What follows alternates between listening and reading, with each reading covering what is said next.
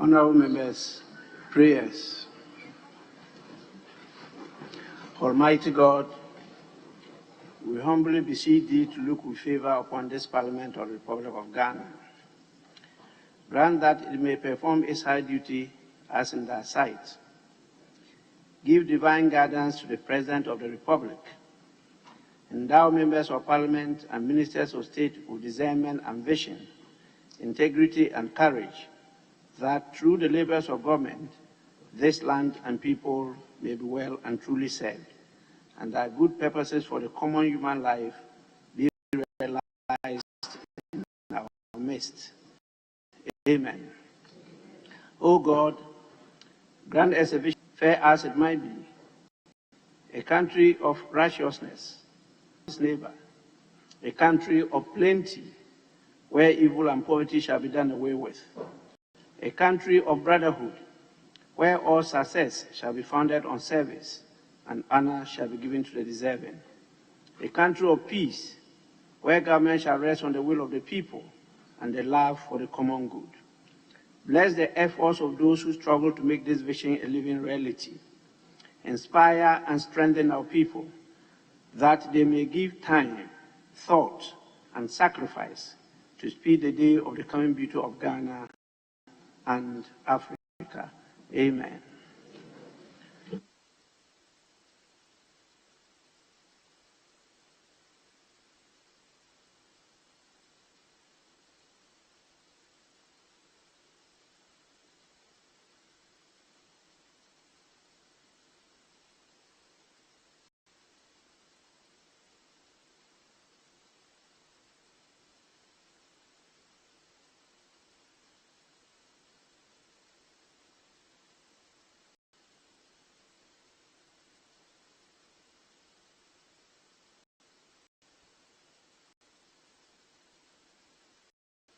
Members, correction of votes and proceedings and official report. We'll start with the correction of votes and proceedings of Friday, 18th June 2021. Page 1.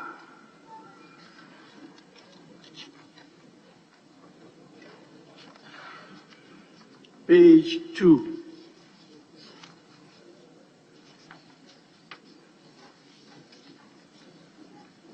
Page 3.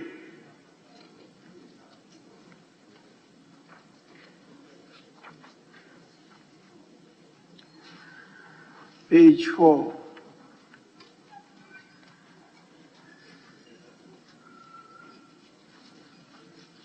Page 5.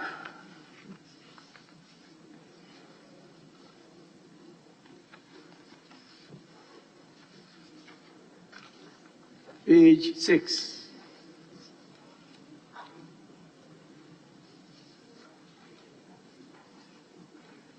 Page 7.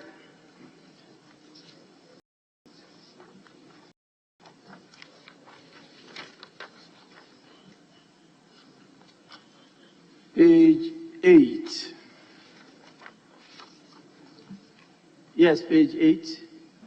President Speaker, thank you very much. The last paragraph at page 8, the name of the Honorable Minority Chief Whip, it should be Alhaji Mohammed Mubarak Muntaka, not Mutanka. I'm not aware that he has changed his famous surname.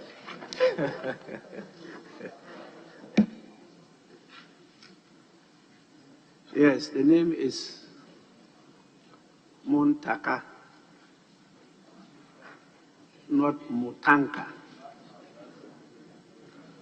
Table office, kindly take note.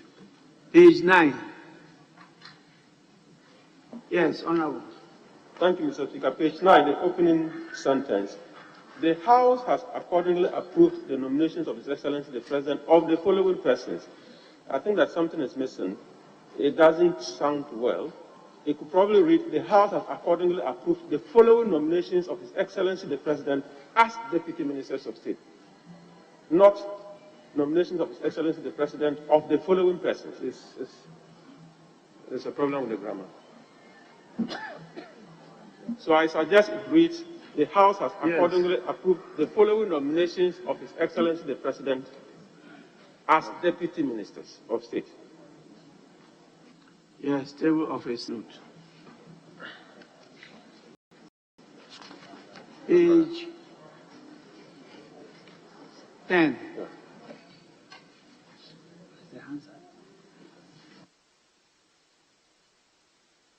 Honorable Blackwell. Right, Honourable Speaker. The item number 9, Honourable colleague from the Sojaman, the name is Thomas Nyako Ampim. Ampim, not Apim as in one of our favorite local dishes. It should be Ampim, Mr. Speaker. And then item number 10, Mr. Speaker, the adjournment was till Tuesday. Tuesday has been spelled wrongly without an S. Thank you, Mr. Speaker. Yes, civil office kindly take note of the two corrections.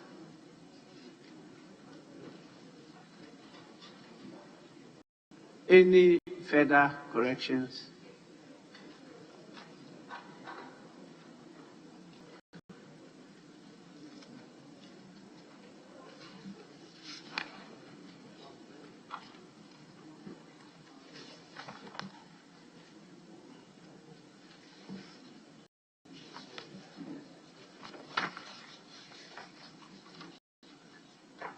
Honourable members, the votes and proceedings of the 15th sitting of the second meeting of the first session held on Friday, 2021 as corrected are adopted as a true record of proceedings.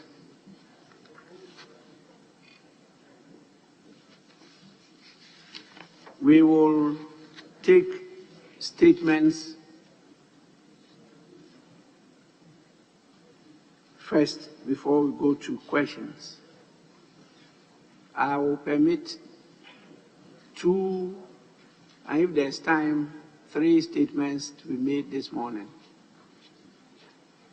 The first stands in the name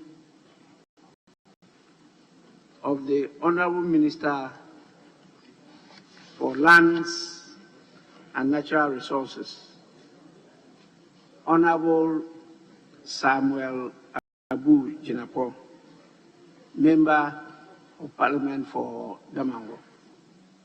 Honorable Member, you may make the statement now.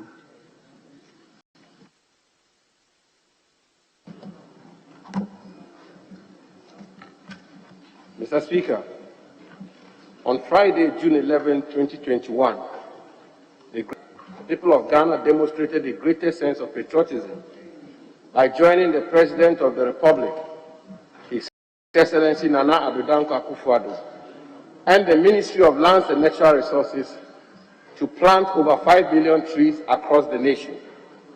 I wish to express my profound gratitude to the multitudes of people who participated in this national and godly exercise.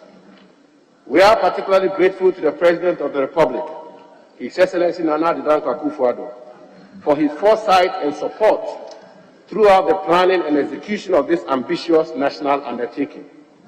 Mr. Speaker, it is absolutely fitting I specially indicate the appreciation of government to the entire leadership and members of this august House for suspending the business of the House on Friday, June 11, the Green Ghana Day, in full support of this important national effort. Mr. Speaker, when it got to your turn to plant, it was observed that you did it with so much passion. Without a doubt, your tree planting days, and I dare say your Green Ghana Day, must have started in the farms of Nadoli way before I was born. This, indeed, was a non-partisan national exercise, and we need to applaud ourselves for the teamwork and oneness of purpose. Mr. Speaker, reports received from the Forestry Commission indicate that over 7 million seedlings of species were distributed across the country against the Green Ghana planting target of 5 million trees. Even though planting figures are still being collated across the 16 regions. Provisional figures from the Forestry Commission clearly shows that we exceeded the 5 million. This is remarkable and historic. The demand for seedlings was overly subscribed. The enthusiasm of individuals and corporate institutions to plant trees was enormous, and this has awakened a new national consciousness on the need to plant trees. As I speak now, Mr. Speaker, several requests are still trickling in for additional seedlings. This is a significant step to preserving our environment and ecosystem, which will enable us to make our modest contribution to the ongoing global fight against climate change. The gratitude of the nation goes to the following personalities for their exemplary leadership in supporting and planting trees on the Green Ghana Day. The Chief Justice, Justice Kwesi Eni-Yabua, the former President of the Republic, His Excellency John Ajikum Kufuor, the Chairman and members of the Council of State, the Chief of Staff, Mrs. Akosia Frema Osei Opare, the Asantehene Otumfo Osei Tutu II, the Ochehene Osajifo Amotia Oforipeni, the Overlord of Gabon, Yana Abubakar Muhammad II, the National Chief Imam, Sheikh Osman Nu Sharabutu, the President and members of the National House of Chiefs, colleague ministers of state, members of parliament, members of the diplomatic corps, the clergy, civil society organizations of the security services, staff of various ministries, staff and students of the Ghana Education Service, corporate Ghana. Above all, Mr. Speaker, we thank the ordinary citizens and residents of Ghana for overwhelming cooperation and participation in this national exercise. Finally, I wish to thank the Forestry Commission led by its hard-working Chief Executive Officer, Mr. John Alote, as well as the National Planning Committee, chaired by Honorable Benito Owusu-Bio, Member of Parliament for Achima Uwabieja North constituency and Deputy Minister Designate, staff of the Ministry of Lands and Natural Resources, without whom we could not have achieved this feat, which has received worldwide attention. I wish to encourage everyone who planted a seedling to nurture it to maturity. Mr. Speaker, the Green Ghana Day, June 11, is just the beginning of a long-term Green Ghana project to restore the lost forest cover of our country. While we say thank you to all and sundry, we wish to reaffirm our commitment to ensure the survival of the trees planted as we continue to enhance ongoing afforestation schemes. Mr. Speaker, let me pause to assure this House that the Ministry of Lands and Natural Resources has put in place an elaborate strategy of continuous planting of trees. We are indeed fully determined to green Ghana. With a tenacious spirit, resolve and focus, we must and will make our nation green, environmentally sustainable and beautiful. Thank you, Mr. Speaker.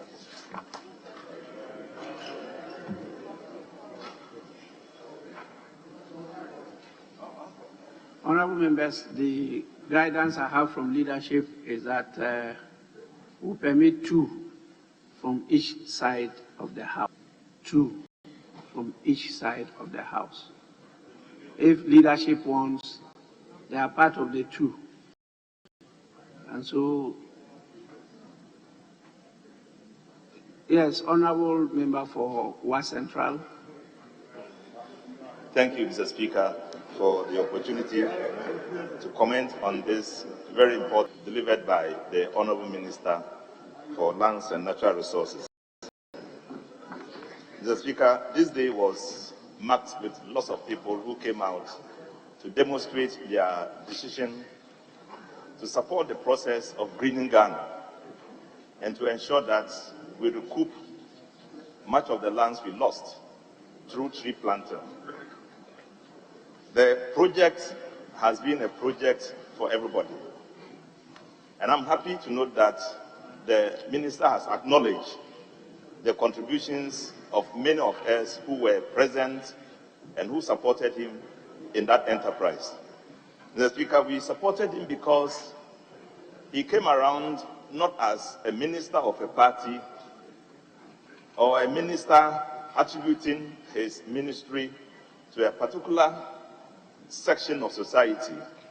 He came around demonstrated, being a Ghanaian, invited the minority side to the process, and we all contributed to that. And in the end, we promised him we were going to be part of it. Mr. Speaker, the reason being that this is a Ghana project. We will support anything that is building Ghana. We will oppose anything that is destroying our country and that borders on corruption and destruction of our environment. Mr. Speaker, I myself was part of it. I planted a tree. Indeed, I planted 3 trees. And this will demonstrate to all Ghanaians that when the right thing is done, we will all support it. And when the wrong thing is done, we will oppose it. Mr. Speaker, as we oppose the last 4 years in which the environment was completely destroyed at certain areas of our country, as we oppose the insistent usage of machines in various areas of our reserve areas, the reserve forests, to destroy the land in the name of galamsey or taking gold from our country. But we are very happy the minister has taken note of the past failure and has decided that he will take the needed step to make sure we recoup what has been lost. The essence of it is that we have a land, green land, with lots of resources, and that land must be protected. At any point in time, when we leave that land to people to gain their personal, to extract whatever they want to extract from it and destroy it, Mr. Speaker, we have nowhere to go. And it's the reason why collectively we are working on it. And it's the reason why collectively we will entreat the minister to continue on that line. Anytime he fails, and I want to let him know, anytime he fails along the line, as it happened in the last 4 years, Mr. Speaker, we are out there to point it out to him and to work out to make sure that the land belongs to Ghana and not to a party. And so, Mr. Speaker, whilst I commend him for the statement, him to stay online, as the president attributed a lot of goodwill in his direction, he should stay online, make sure he does the right thing. He will always get our support if he does the right thing. The land is for everybody. It doesn't belong to any party. It doesn't belong to any individual. It is our wish and prayer that we walk along the line when we will keep the land away from predators and from galamseyers and from people who, through their selfish ends, will want to destroy it. It is a determination, and we want to assure him that that determination will have a limit only when he has a limit to doing the right thing. Mr. Speaker, with these few words, I thank the maker of the statement, and I wish and pray that he continues to do the right thing for us all to work along with him. Thank you. Honorable members, I feel that comments should not take more than 5 minutes. So, yes, I can see Honorable Patricia Ajay. Am I right? Yes. Okay. Thank you, Mr. Speaker, for the opportunity to contribute to this statement ably made by the Honorable Minister for Lands and Natural Resources. And I'd like to take this opportunity to commend His President, Nana Addo Dankwa Akufo-Addo, for leading this crusade. And I'd like to also commend the Minister for taking a very serious view of the way our lands are being degraded and has taken this effort to ensure that we repair or reforest our land. Mr. Speaker, I'd like to also extend commendation to all able players of this day. If I admit the Green Ghana Day, and I say I equal to all of them, because by planting these trees, what we have come to terms with is to address our climate challenges, our climate change challenges. And it is a very good effort to see that this day was well patronized by the leaders of our communities. Mr. Speaker, I'd like to commend, I would like to recommend that this day shouldn't be the end of the story. I'd like to agree with all of us here that the planting of trees should be a continuation of our effort to address our land problems. We are all aware when we cut our trees, what the results will be. We are aware of the shortage of water that we are going to incur if we don't plant our trees and ensure that we reserve our waters appropriately. We are also I also like to commend that in future, if we are to embark on this project, we are also going to engage the soil research and the forestry research to give us the appropriate species for each of the communities that we hope that these plantings could be undertaken. And I also want to thank everyone who also contributed to the successful end of this particular program.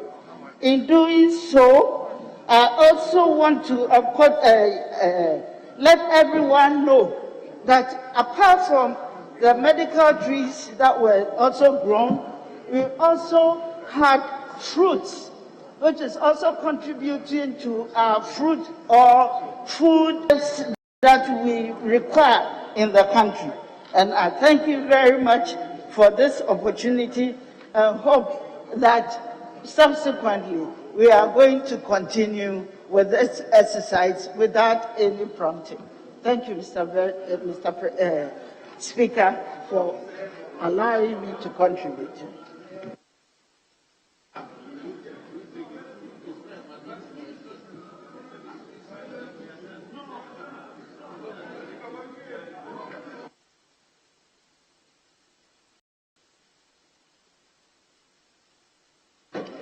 Yes, Minority Leader.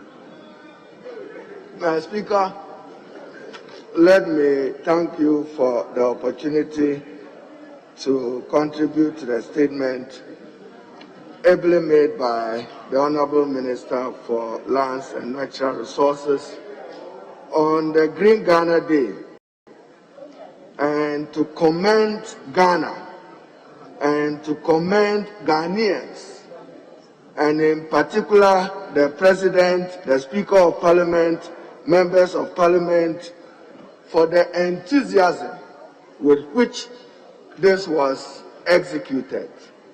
Mr. Speaker, it only wakes us up that where we are together, we can successfully contribute to the building of our country.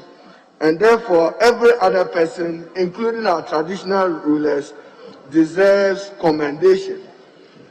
Mr. Speaker, our forest resources play a large role in income generation and household food security in Ghana, with forest products providing sustenance and revenue for about 2.5 million in the country. Yes, Green Ghana, Mr. Speaker, members of Parliament travel home, some to their constituencies. Mr. Speaker, how I wish that a year from today, you will ask each member of Parliament to report on the state of growth of the tree the person plants. Because in this season, it's easy to plant because you can rely on natural rainfall. Whether the tree will survive or not will be when we usher in the dry season and proper care is not taken. It is also a fact, Mr. Speaker, that we have depleted our forest resources as a country. And it is also a fact that we used to depend heavily on those resources for the development of our country as it provided some useful resources. There's a brilliant article written by 1J Buafu, 2013, on the impact of deforestation of forest livelihoods in Ghana. I'll encourage the Honorable Minister to have a read of it. Much more needs to be done. But undoubtedly, Mr. Speaker, it was a very successful exercise at preserving our environment and contributing to the sustenance of a green and healthy environment for our country. Mr. Speaker, we now need to go beyond every other tree into planting exportable trees. How do we do it? There's categories of trees that we can concentrate on that will not only provide employment, but provide opportunities for export. That is why government have launched the Tree Crop Institution as a bureaucracy. So yesterday, you planted 5 million and over trees. Tomorrow, let's see effort in planting other economic trees that will be of value to the country's export. But Mr. Speaker, no one can take it away from the minister that he has done well, nor take it away from the president. But it only reminds him that when we reduce petty partisanship, our country will be a better country.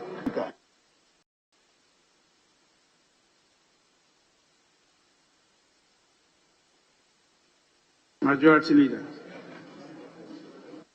Mr. Speaker, thank you very much for this opportunity to contribute to the statement ably made by the Minister. Speaker, as a nation, we should be concerned with the fast depletion of our forest cover. And that is why the effort that has just been begun must be commended and must be sustained. It's the sustenance of the effort that we should resolve, Speaker, to continue as a nation. Speaker, at the beginning of 20th century, the forest cover of this country was 8.5 million hectares. 8.5 million hectares. At the beginning of the 21st century, it had depleted from 8.5 million hectares to 1.5 million hectares. The Speaker, today, as we speak, in fact, over the past 20 years, we have depleted 1 million hectares. So effective forest cover in this country is only 500,000 hectares. In virgin forest, averagely, the forest will contain per hectare 100 trees. So if you have depleted 8 million hectares, it means that we have depleted 800 million trees in this country. Speaker, that is what efforts we want to kill, what mischief we want to kill. And as the minister is saying, this exercise was successful. How many trees did we plant? 7 million. It's good to boast about that. But against 800 million trees lost, if you don't sustain the effort and reduce it to rituals, yearly rituals, we can't make any advancement. So I commend the process that we have begun, but, Mr. Speaker, we need to double our efforts. Felling of trees attributable to farming activities, attributable to the burning of trees for charcoal, attributable to wild bushfires, to feed the males. Mr. Speaker, a few years ago, 20, 30 years ago, Kumasi was the center of sawmills. Today, if you come to Kumasi, you only have just about 3 sawmills in effective operation. And even those of them are operating at less than 50% capacity. Mr. Speaker, we should know that there are some mills in Accra that have started importing lumber from Cameroon to process here in Ghana. President Rawlings, it was, who caused the banning of round logs. That was a very good effort. But, Mr. Speaker, what happened was the rapid deforestation of this country. When round logs came to be banned, the export of round logs came to be banned, they introduced these mills, these sawmills, that were very, very inefficient. All the mills in Ghana, in terms of usage of timber felled, were using less than 30%. But the average was between 25 and 27% of timber that is felled. They could only utilize between 25 and 27%. The rest of it will go waste. The Speaker, is only main timbers that was using more of any timber felled, because they were using even the branches to produce furniture. Main was utilizing 38%. The rest of them, so they will fell the tree and tell us wasteful. Mr. Speaker, so as I'm saying, what we are saying in Ghana today is self-inflicted. And I'm thinking that even though this exercise is very commendable, Mr. Speaker, we should not leave it to a yearly practice. We should sustain the effort.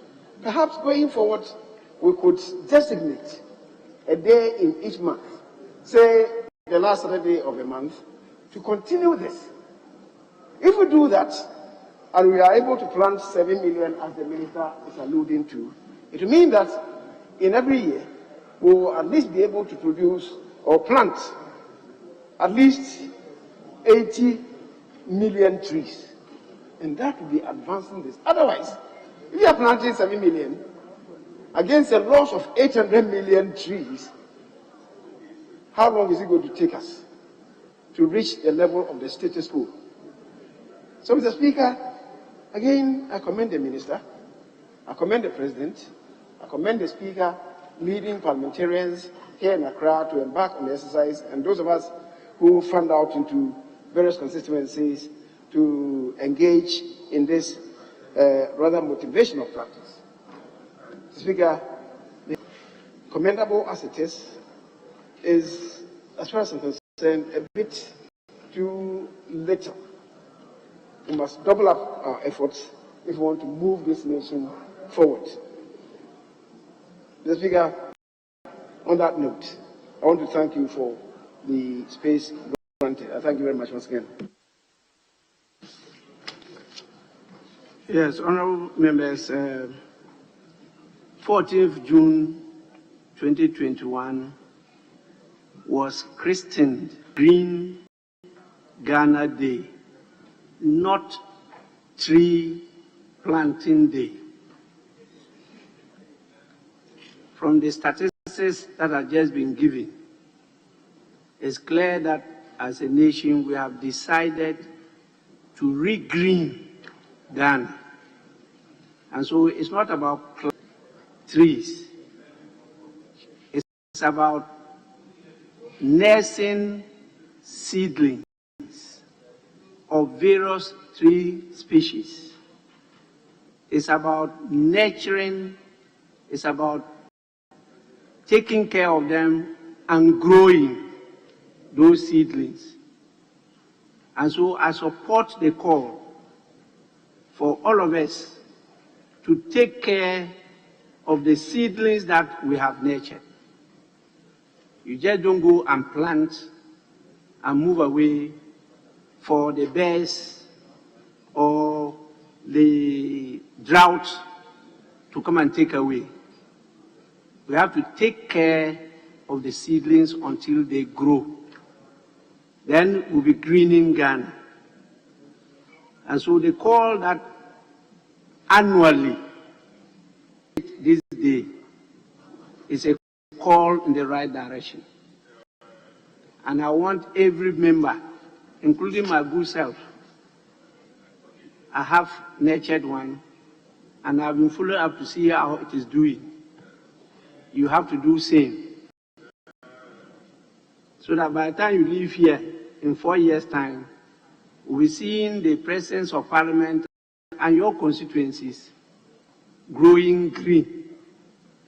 And that is the only way we're making progress. Also add my voice in thanking the Minister for coming to make the statement and for at least showing gratitude to all who have participated in the exercise.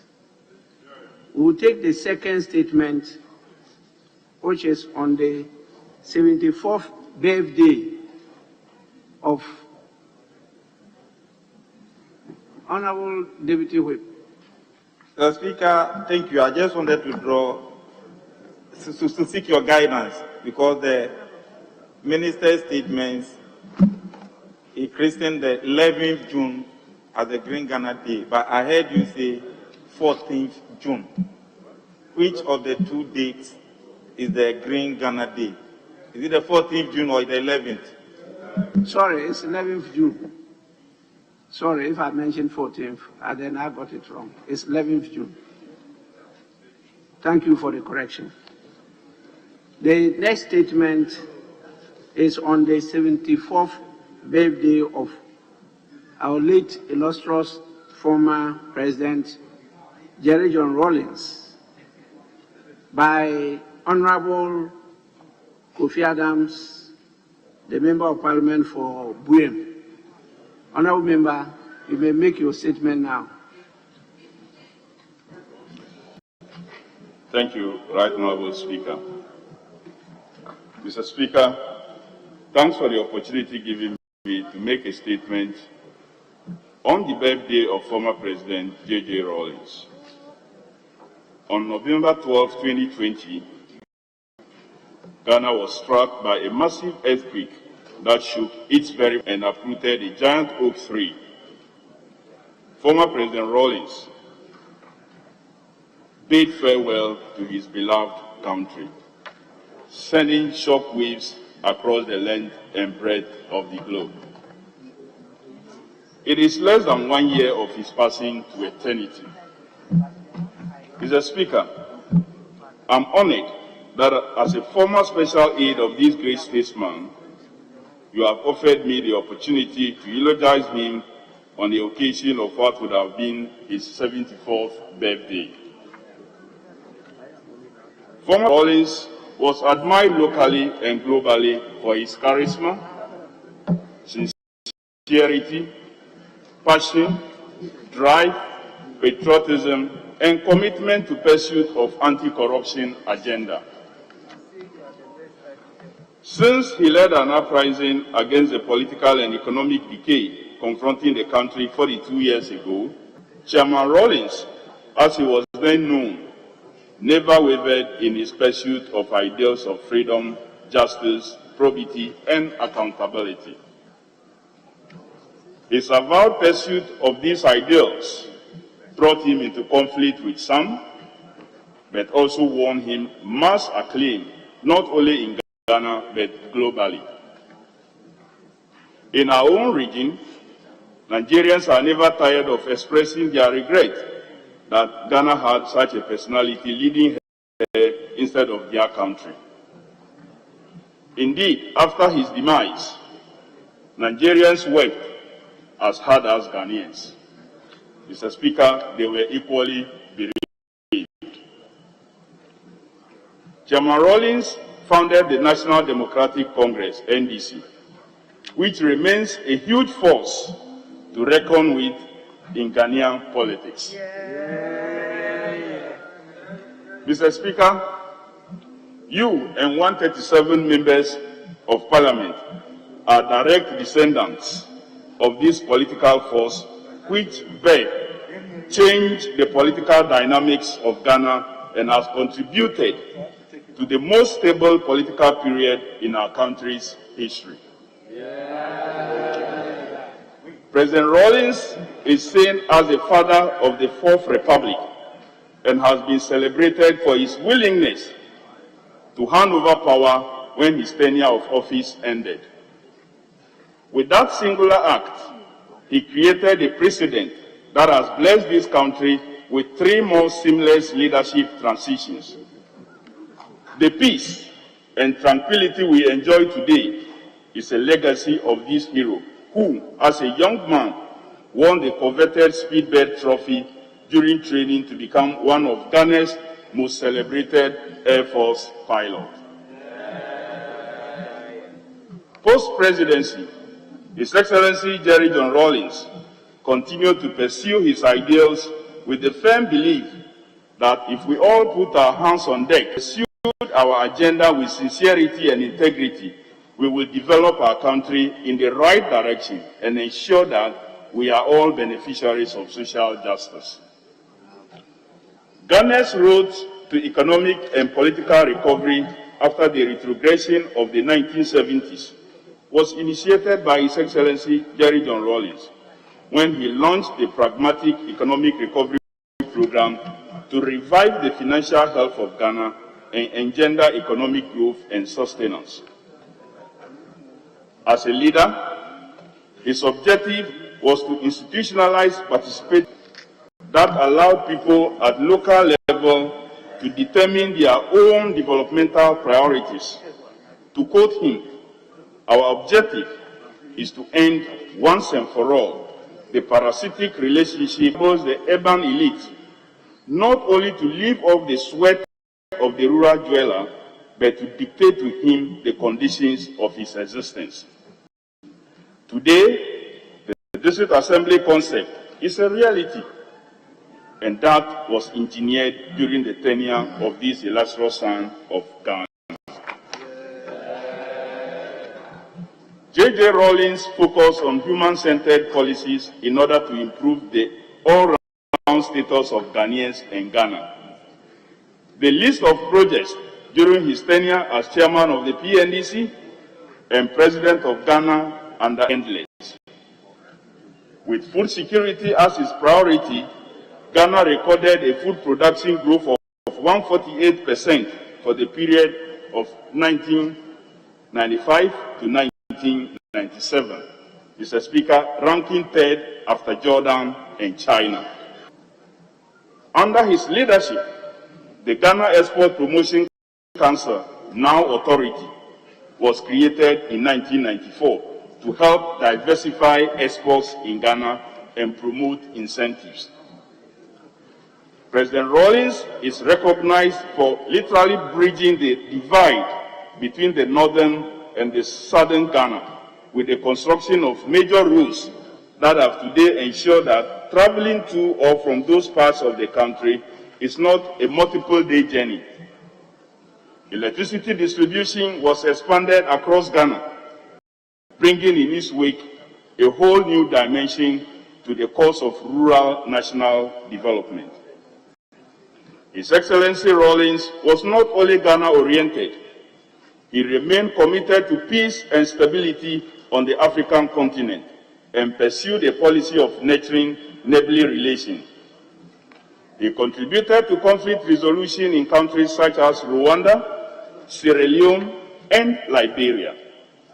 In 1994, he became the ECOWAS chairman during the First Liberian War. Under his chairmanship, the Akosombo Accord and the Accra Peace Agreement were signed. Liberians were grateful for the effort Ghana made in the civil war in that country. In the area of tourism and Pan-Africanism, Former President Rawlings ensured that under his tenure, the concept of Pan-African Historical Theatre Project, PANAFEST, was given life when in 1992, the first PANAFEST event was held.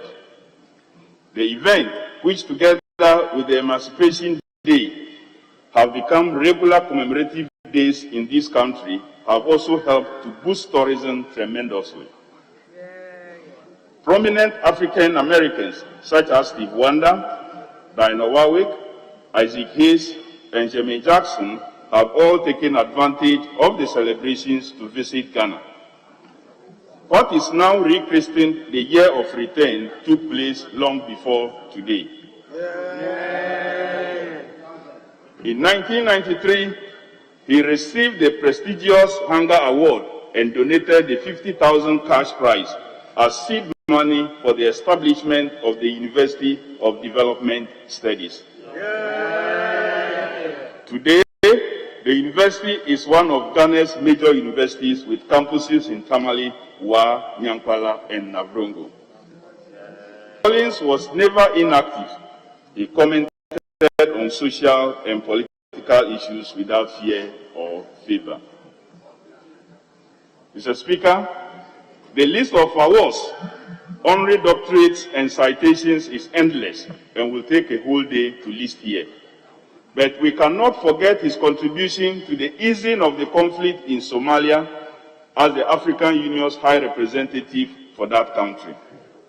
We cannot also forget his role as United Nations eminent persons on international volunteerism.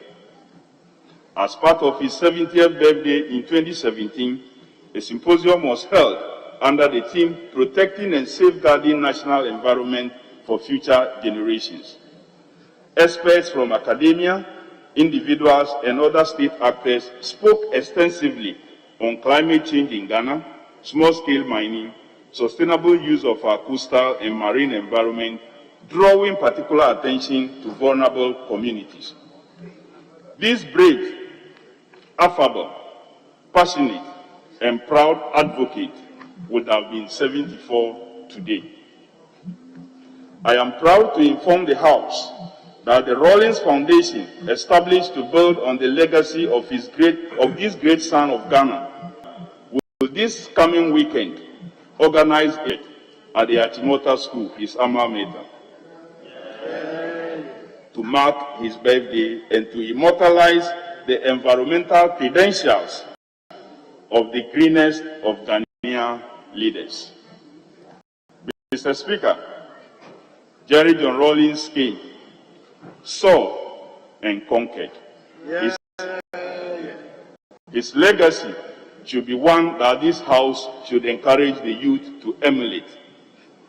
In the end, despite his political ideologies and leanings, our brothers on the other side did not hesitate to court his counsel and friendship. His talismanic political prowess was admired by all. The legend lives on. Rest in peace, Flight Lieutenant Jerry John Rawlings. Thank you, Mr. Speaker, for the honor done me. Thank you. Honorable members, once again, two from each side of the divide.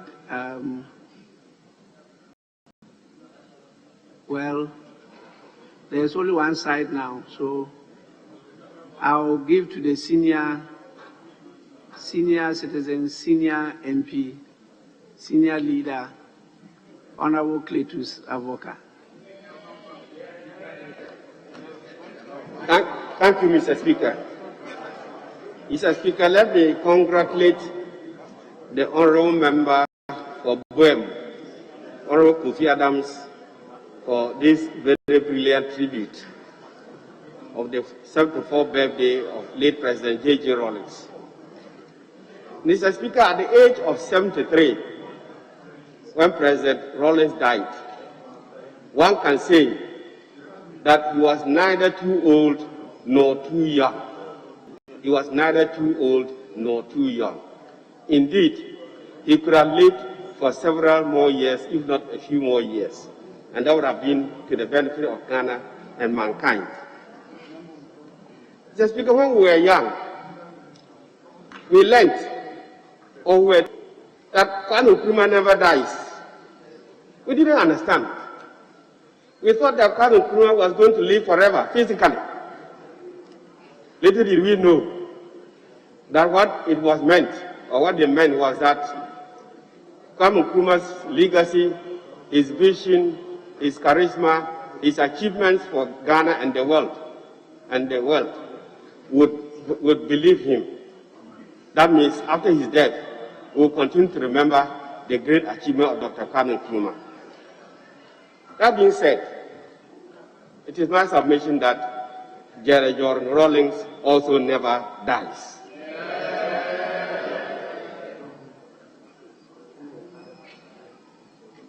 Mr. Speaker, we are all aware of the charisma, the affability, and his astuteness that united this country for several years. If one has to make a tribute on the death of Jerry Rawlings, like Honorable Kofi Adam has said, you can spend a whole day talking about him. But I just want to highlight one or two areas that would suggest that Jerry John Rawlings never dies. In the first place, he brought about a balanced development in this country by the introduction of the decentralization system that we started in 1987 during the PNDC era. Now we have several districts and constituencies, and that is bringing about even development following the introduction of the Disassembly Common Fund that he founded in 1994. Mr. Speaker, in 1990, then President Rawlings brought Akosombo power to the Upper East region. That improved the social life of the people and the economic activities in the region. And it was not only the Upper East region, in fact, it spread to many other regions of the country, which hitherto did not know what Akosombo power was. This is a legacy of President Rawlings, balanced development to this country. Mr. Speaker, it is interesting to note that since independence, we have been known to have two parties or two divisions, CPP tradition and UP tradition. In the interim, several political parties emerged but didn't survive. Many other parties emerged as third force, but they didn't survive. Rawlings formed the NDC in 1992, and that is a third force. And it is my respectful submission that NDC is no more a third force, it is one of the first forces of the politics of this country. So such a personality who can come and rival the main traditions who have been there for past 15 years, it's a household party in the country. It's a national party in the country. On more than one occasion, it has won seats in all the regions of this country, unlike all the other two, the old two traditions, sometimes who do not win seats in other regions of the country. So Rawlings' legacy is the fact that he is a household name, and NC is a household name in the country. And I think that that's a credit that we can't take away from him. Mr. Speaker, in this respect, it is tried to acknowledge that 1,000 hate him, 10,000 love him. 1,000 hate him, 10,000 love him. And if a fellow has this background, it is only fair that on his 74th birthday, we remember him and pray that he lives, his legacy lives and lives with us. Mr. Speaker, in 2000, when he was leaving the office, many people thought that, like other countries, he would doctor the constitution of the country, of the Republic of Ghana, to stay longer. He did not. Many people thought that to circumvent the electoral commission, to manipulate the electoral commission, so that his successor will win the election. He did not. He did not. He did not. And this is a credit to him, that he agreed to step down in the first place. He agreed to organize free and fair elections, and an opposition party won, and not his main party, is a credit that very few people can get as compared to General Rawlings. And that is something we cannot forget about him. It is started that at that time, after 2000, anybody who traveled from Ghana outside the country, and they met you, and they ask you, are you from Ghana? You say, yeah, I'm from Ghana. Say, yeah, Ghana, number one. Ghana, Rawlings, good. Ghana, very good. All over the world. He has replanted Ghana in the world map of the world. I think that we owe a lot to him. His untimely death, which I'll put it, is a loss to all of us, not just to the family and to Ghana, but the international community. On this note, I wish to support the statement and then continue to pray that the family he has left behind will cherish the fact that he still remembered all over the country, all over the world. That is a soothing position for them. And I pray that Rawlings' legacy of probity and accountability, a united country, will uplift us. Thank you so much, Mr. Speaker.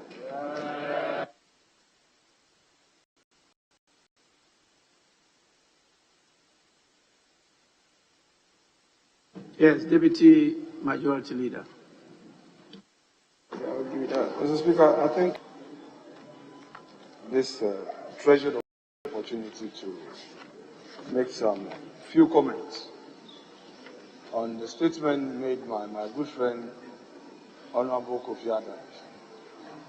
He's registered his presence strongly in this House. No doubt he's coming with a lot of experience in politics. Mr. Speaker, the man Jerry Rawlings had many parts.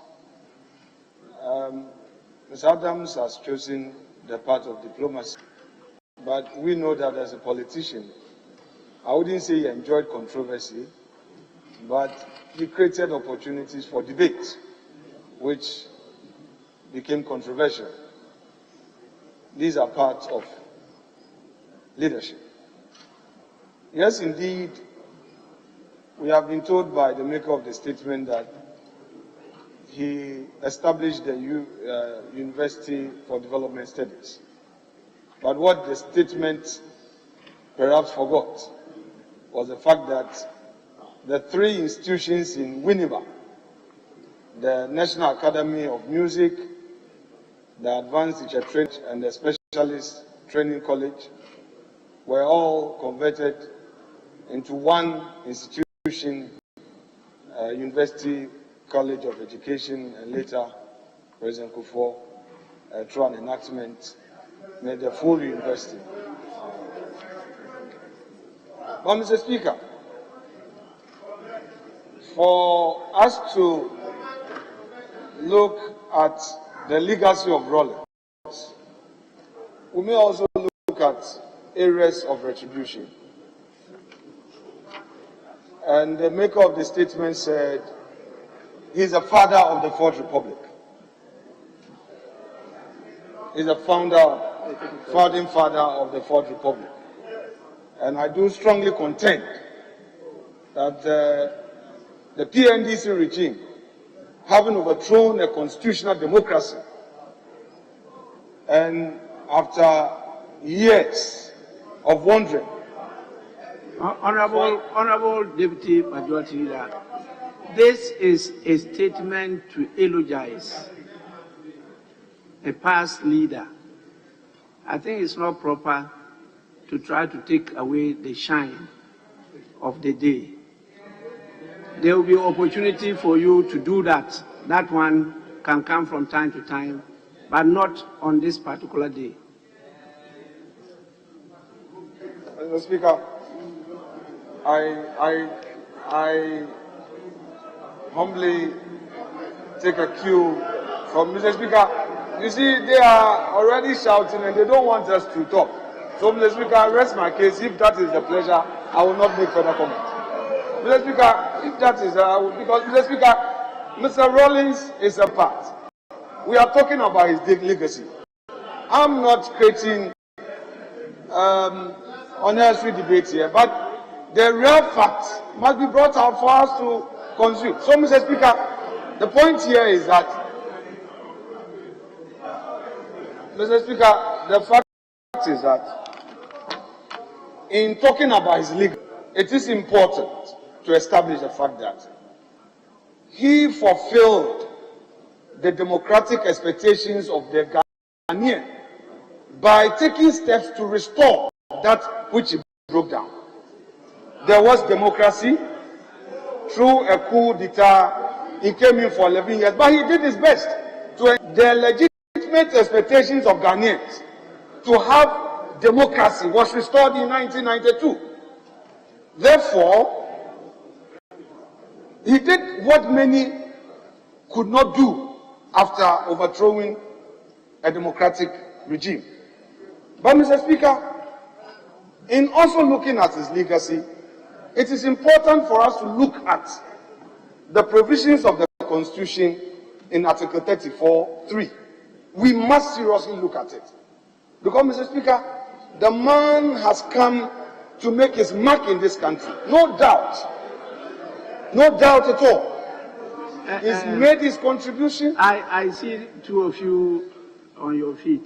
Mr. Speaker, they are very intolerant. Any issue?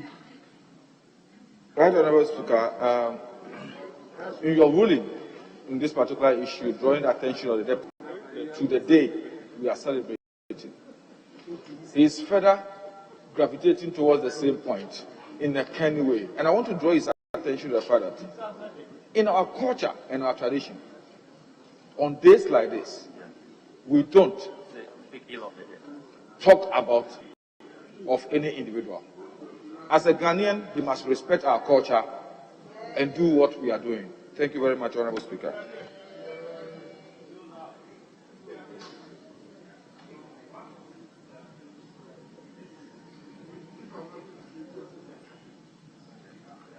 Well, Deputy Majority Leader, I just guided you to take this thing on board. I know there will be occasions where we can debate the pros and cons, the strengths and weaknesses of our past leaders. But today being a celebration of his birthday, we should be celebrating. And so, please, let's celebrate the day. Mr. Speaker, is it your pleasure that I rest my case? Because celebrating his birthday, he's a man I admire so much, Mr. Speaker. Are they restraining me from freely talking about the man who later became my good friend too, that I was visiting and taking inspiration? Mr. Speaker, they are not the only people who admire Jerry Rawlings. We also admire him. That is true. Mr. Speaker, what is it about a tribute when I am delivering a tribute and I can say occasionally my father got angry and gave me some canes? Mr. Speaker, if they don't want us to have a lively morning and afternoon, I rest my case.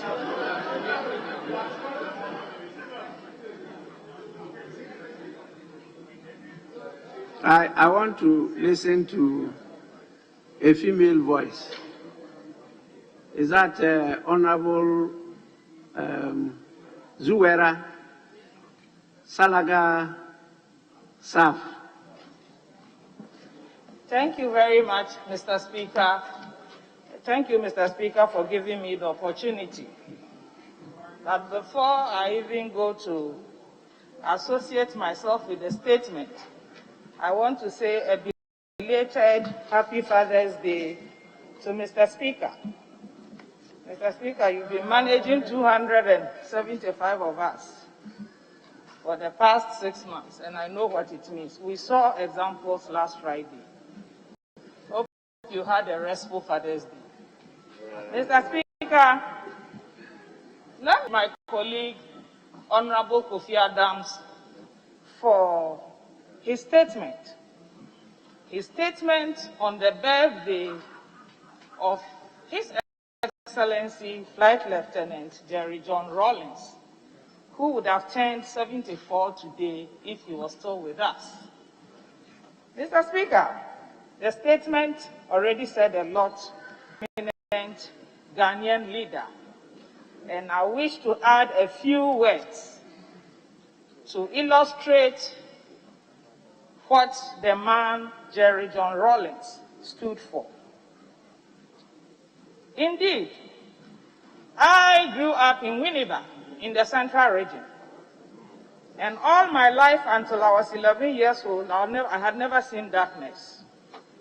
The first time I saw darkness was when I was sent to Tamale Secondary School for secondary education. In 1989, the northern part of Ghana was connected to the national grid in the vision of our late President, Flight Lieutenant Jerry Rawlings. And on the day of commissioning of the NED project in Tamale, he had this to say, that he is hoping that the provision of electricity will accelerate the development of the northern part of Ghana. And we, the sons and daughters of northern Ghana, do associate and respect that vision. Mr. Speaker, in 1992, again, he turned the Advanced Teachers Training College, where I grew up as a little girl, into a university college. Of course, this process was accelerated at another time. But the fact remains that Flight Lieutenant Jerry Rawlings, under the PNDC, converted the Advanced Teachers Training College, the Special Training College, into a college of education. Mr. Speaker, when I was growing up in Winneba, at the Advanced Teachers Training College, I saw a lot of my uncles, I saw a lot of my aunties. They all had to travel to Winneba to upgrade their teacher education qualifications. And so for the late Flight Lieutenant Jerry John Rawlings to have had that vision to further enhance the status of the qualifications that our uncles and aunties were receiving, it's something that we can never, never, never discount. Mr. Speaker, in 1995, when the University for Development Studies was established, again, it took the singular effort of the son of Ghana to bring joy to the people of northern Ghana. Today, Mr. Speaker, and I'm sure you will bear testimony yourself, that the challenges and issues of folks from the northern part of Ghana knocking at your doors every morning looking for admission into tertiary institutions has diminished completely, because the UDS has effectively taken care of that situation. We, the people of northern Ghana, will continue to celebrate the life of this son of Ghana who thought about us and thought about us always. Mr. Speaker, the last time I spoke with Excellency Flight Lieutenant Jerry John Rawlings was on Monday, 27 July 2020. My brother called me and said, call the old man. Nasa, are you sure? He said yes. So I called and he answered. He said, young lady, what can I do for you today? And I said, my brother said I should call you. And he said, who is your brother? I said, Tanker Man in Bupe. He said, Mr. Speaker, I want to quote. These were the exact words that came from his mouth. He said, he is a good man. Is that your brother? And I said, yes, that's my brother.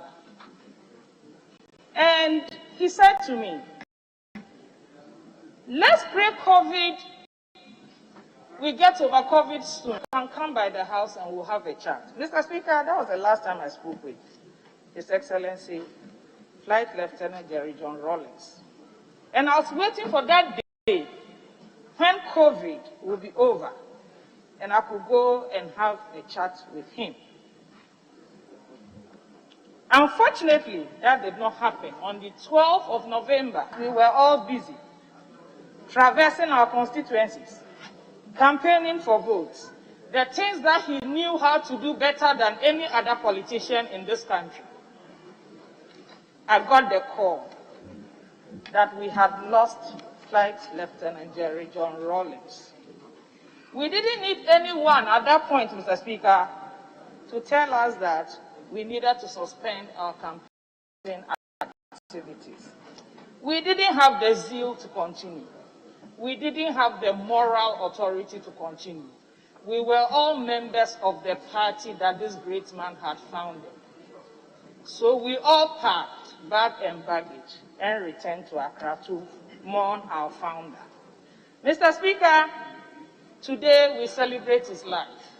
We celebrate his life, and I can assure my colleague, the maker of the statement, that indeed we will all be there to plant the trees at his alma mater in celebration of his memory. Mr. Speaker, we are hoping that our leaders will take a cue from this man who had the singular ability to turn his opponents into his friends. That was Jerry Rawlings. And if we all imbibe that spirit, our dear nation can only be the better for all of us. Thank you very much, Mr. Speaker. Thank you for the opportunity.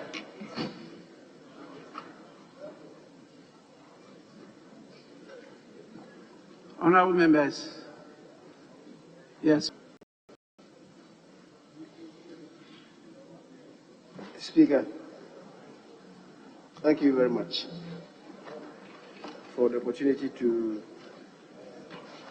add my voice to this statement on the 74th birthday of our late former President Jerry John Rawlings, made by Mr. Kofi Adams, a member of Parliament for Bueb. Speaker, the date of birth of any person is a day of joy. It must be so marked. When a child is born, he knows no evil, he sees no evil, he feels no evil, and he does no evil. Mr. President, Mr. Speaker, Flight Lieutenant Jerry grew with age. He was human. The man had many positive attributes. At the same time, human as he was, he had his own negatives.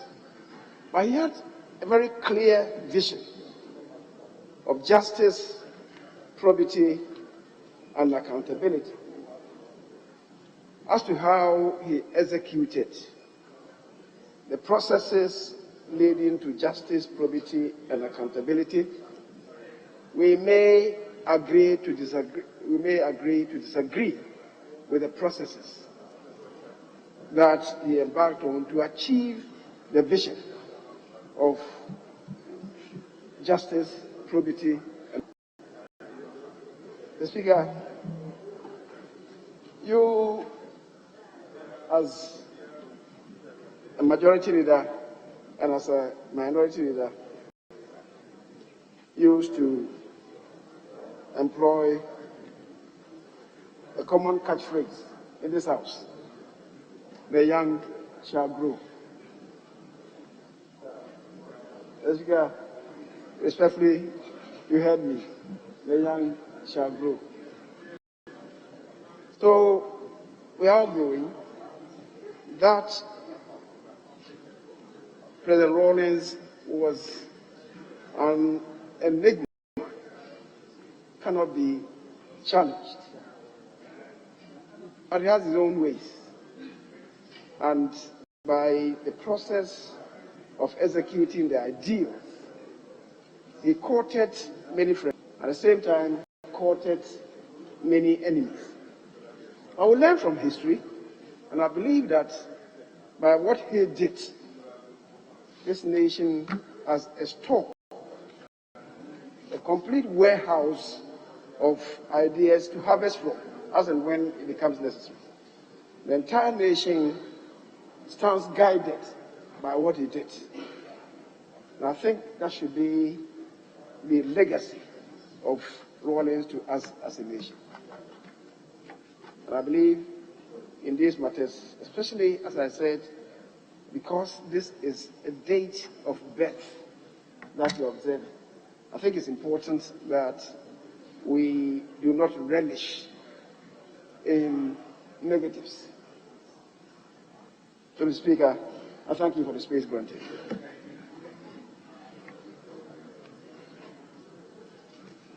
Honourable members,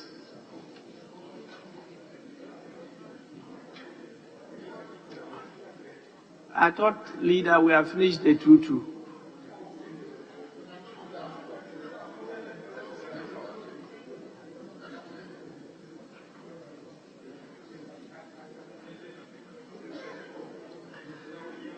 Honourable members, it's important to take what I'm going to tell you seriously.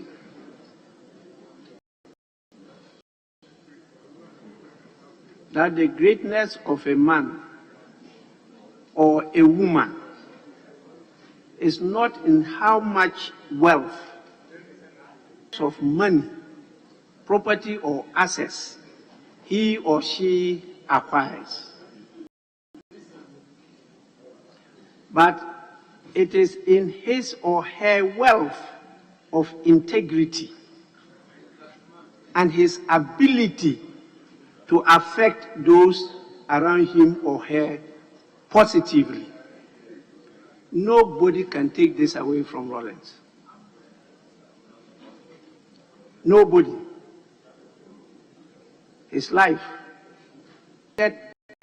not only Ghanaians, but Africans and the world in general. And so we have great and illustrious sons and daughters of our country. Let's celebrate them. Let's let the younger generation know that it is good to be good. There is no perfection in life.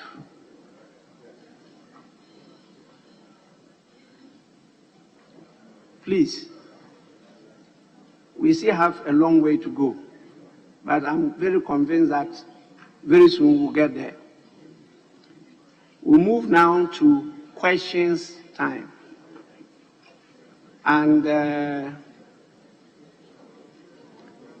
we'll start with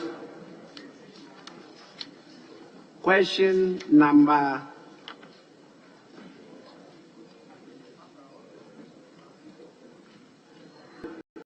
item 5, the urgent questions.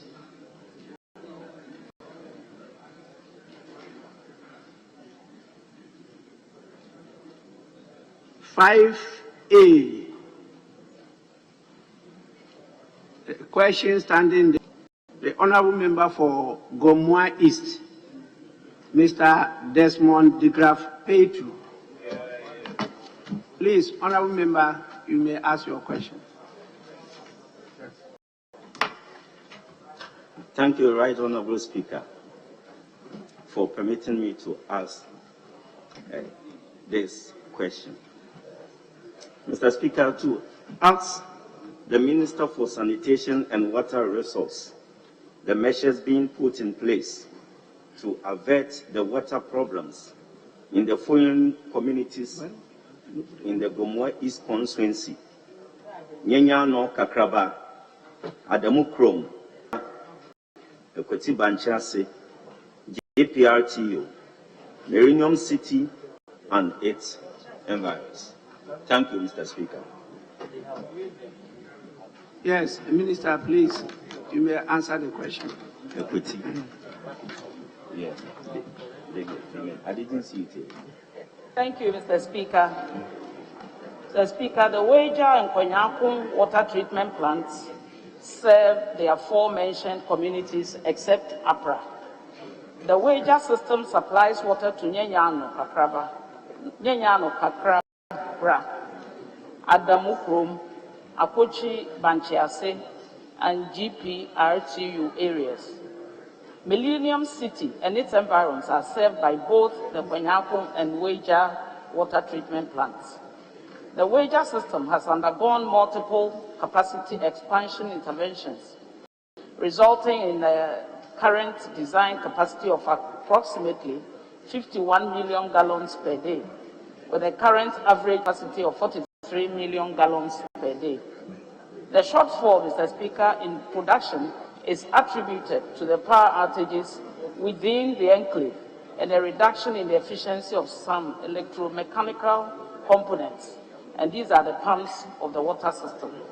Mr. Speaker, as a result of the water supply, the Ghana Water Company Limited has instituted a water management program by which it supplies water to all the areas at least twice a week.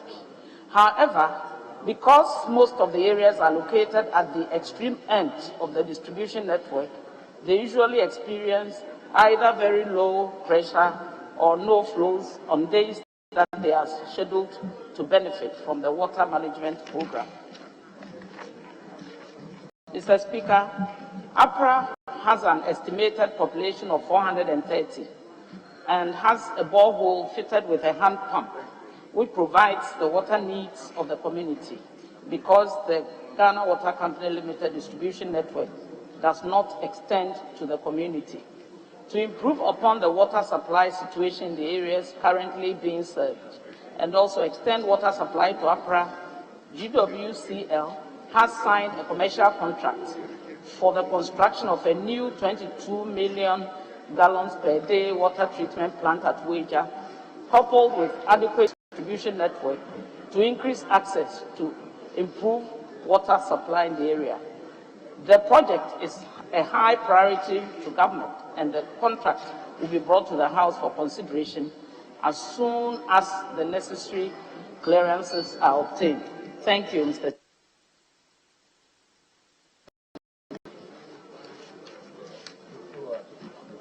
Honourable Member, any supplementary question? Mr. Speaker, thank you. I would like to know from Honourable Minister the kind of assurances that she will give, because looking at those places that have been mentioned, Millennium City, APRA, and them, is a new areas that every day people migrated from their places to these areas, which they have put up their burdens and them. So looking at the people going there are much, and there is no water there. So I would like to know from Honourable Minister, what kind of assurances is she giving, and when all this she's talking about it will be implemented for the people out there to get a potable water to use? Thank you, Mr. Speaker. You are asking for assurance from her. Specific, Honourable Minister. Specific action. Yes, please, Mr. Speaker. Okay. Specific action. Minister, is not assurances, but the specific actions you're going to take to provide water in those areas because of the movement of people now to settle in that area.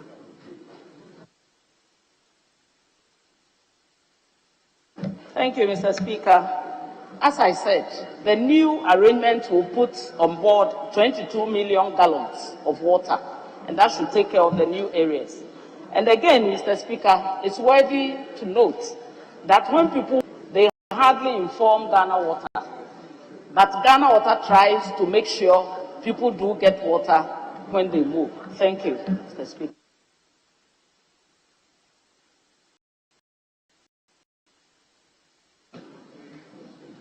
Honourable members, we move to the next urgent question. 5B stands in the name of Ms. Joyce Tete, the Member of Parliament for North Dai.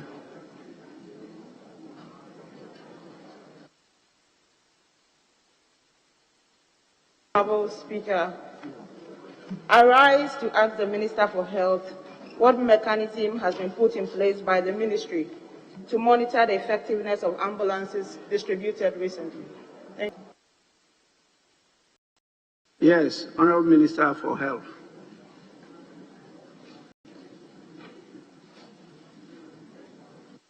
Thank you, Mr. Speaker. Mr. Speaker, the National Ambulance Service received the 307 ambulances procured by the government through the Ministry of Special Development Initiatives under the One Constituency, One Ambulance policy on 28 January 2020, after they were by the President, His Excellency, Nana Addo Dankwa Akufo-Addo.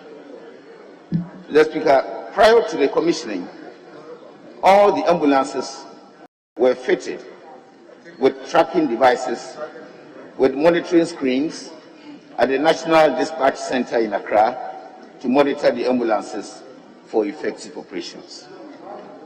Mr. Speaker, each of the ambulances also has a tablet which is linked to the dispatch center by a GPS system for communication between the dispatch center and the ambulance crew, and also for easy direction to locations of distress calls. Mr. Speaker, all the ambulances are also fitted with GOTA radio communication systems provided by the National Security for prompt communication between the dispatch center and the ambulances. Mr. Speaker, to achieve effective monitoring of the ambulances, the service has acquired additional monitoring screens, which are being fixed in all the 16 dispatch centers in the 16 regions, so that each region can effectively monitor the ambulances within their jurisdiction.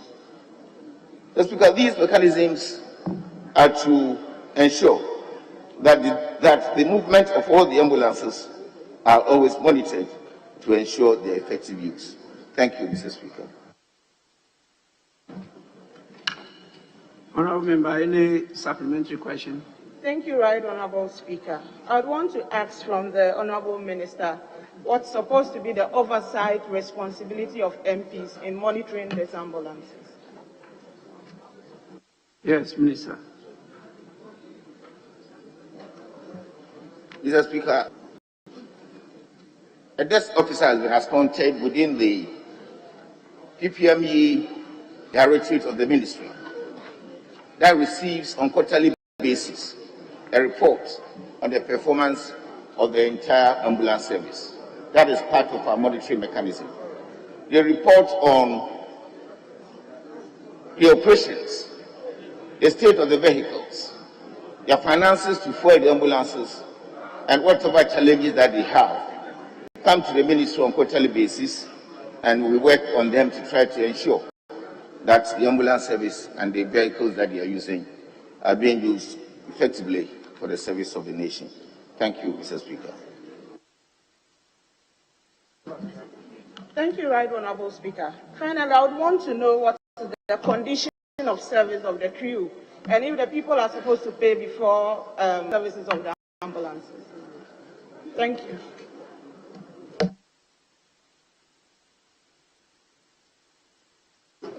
Mr. Speaker, the National Ambulance Service is one of the agencies of the ministry. All the agencies and the workers and the professionals in the health sector all have service conditions that bind their agreement on engagement. And Mr. Speaker, it will be very difficult for me at this stage to just give a chronology of all the service conditions that the ambulance service staff have. Several things for both senior and junior staff. So, Mr. Speaker, if my colleague wishes, I can submit to her the entire booklet that we call the ambulance service staff. Thank you, Mr. Speaker.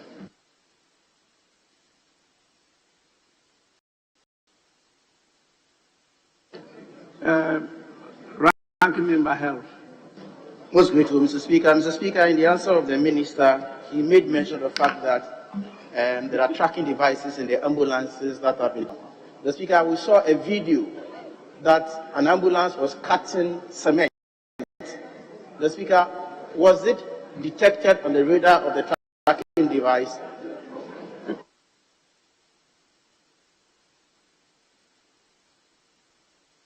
Yes, Minister. Mr. Speaker, I am very much aware, and some of my colleagues should be aware, especially the ranking member, that the ambulance service has issued a statement on that incident. The monitors and the type of mechanism we have couldn't detect it because that particular ambulance was not in operation. It had been parked in the mechanic's workshop for service. And then the mechanic's person, a driver in the workshop, took the ambulance without the authority of the service. So when the issue came up, the ambulance service issued a statement on this matter, and this was adequately done. I have asked for further investigations, and I'm still waiting for a report on that, Mr. Speaker. Yes, the gentleman in the red tie. Thank you, Honorable Speaker. I want to ask Mr. Minister whether or not these vehicles have specialized mechanics that take care of them, because I've seen these vehicles one or two times. I've seen these vehicles one or two times being taken to ordinary clinics. These are specialized vehicles that are medically put together to take care of people. And so I want to ask the Minister whether there are specialized mechanics that take care of these vehicles because of its nature medically. Mr. Speaker, thank you. Yes, Minister. Mr. Speaker, the ambulance service has its mode of operations, including servicing the vehicles. This particular ambulance was one of the 307, and they have signed a service agreement with the supplier for a number of months before the ambulance service could take over the entire service of these ambulances. At the time these incidents occurred, we were in that service agreement, and therefore it was the supplier who should have repaired the vehicle. So the supplier's workshop, where this ambulance was actually placed, which caused this particular incident. At the time, it wasn't even in the hands of the ambulance workshops, some belonging to Ghana Health Service, some belonging to ambulance service itself. And we also appoint in certain areas where we don't have our own workshops, accredited workshops to service these vehicles. Thank you, Mr. Speaker.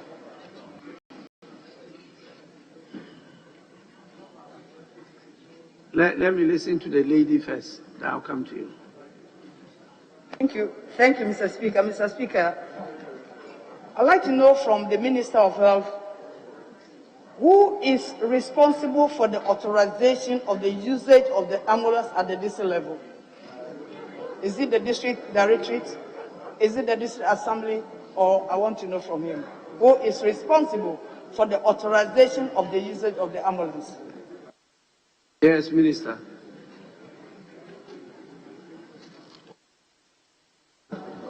Mr. Speaker, it is the District Ambulance Service Director. Yes, by an act of Parliament, we established the National Ambulance Service, and they have directors, they have staff. It's there. They are trained and sent there. I'm a former Minister of Health, so I know that. Yes, Honourable Member. Thank you, Mr. Speaker. Mr. Speaker, can the Honourable come again and to explain to us how come in his answer he said that since the vehicle, the ambulance has been parked, the tracking device was not able to pick it. Mr. Speaker, I understand that parking an ambulance does not disable the tracking device. And it is for the very reason why the tracking devices are installed. Yes. So can the Minister explain to us how come the tracking devices could not trigger the fact that the ambulance is not supposed to be where it is now, at the time that they were using the ambulances for the purposes of carrying cement instead of a human being?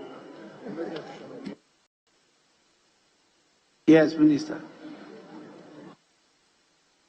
Mr. Speaker, as part of my answers, I think I have said that I've asked for further investigation and the report has not just landed on my office. One of the questions that I'm asking is what my colleague has just asked. So I believe when the report on federal investigations come, I will be able to answer this question. Thank you, Mr. Speaker. Yes, Honorable Clement Apak. Thank you. Mr. Speaker, I would like to find out from the Minister who is responsible for fueling the ambulance in terms of its movement. Yes, Minister. Mr. Speaker, the agency itself is responsible. Honorable members, we move to item 6. We don't have answer to question number 4, and we haven't seen the minister yet in the House. Question number 46, we have an answer to it, but I just received a letter from the ministry. The Ministry of Chieftaincy and Religious Affairs, saying the minister has been called to attend to some urgent matter, and so the minister will not be available today to read the answer that has been filed. And so we will not get the Minister for Chieftaincy and Religious Affairs to answer the question today. We will reschedule it for him. And as I said, number 45, I don't have the answer on the order paper.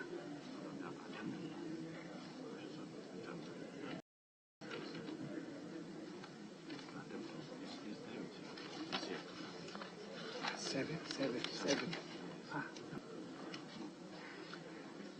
Yes, so let me, on behalf of the House, discharge the Minister for Health and the Minister for Sanitation and Water Resources for attending upon the House to answer the questions.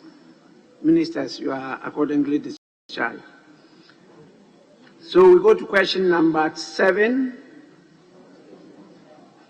Stands in the name of the Honourable Member for Dade Kotopon, Ms. Ritana Adole Soa. Honourable Member, you may ask the question now. Thank you, Right Honourable Speaker, for the opportunity. Right Honourable Speaker, I wish to bring to your attention that my name is Odole. Oh, sorry, Odole. Odole. Not Odole. Not Adole. A royal. You don't like the Odo one? And the Odole means a royal. Thank you, Mr. Speaker. But the Odole means what? A royal. No, that's Odole. Odole is royal. Yes, but Odole. That's not the name. That's a kind of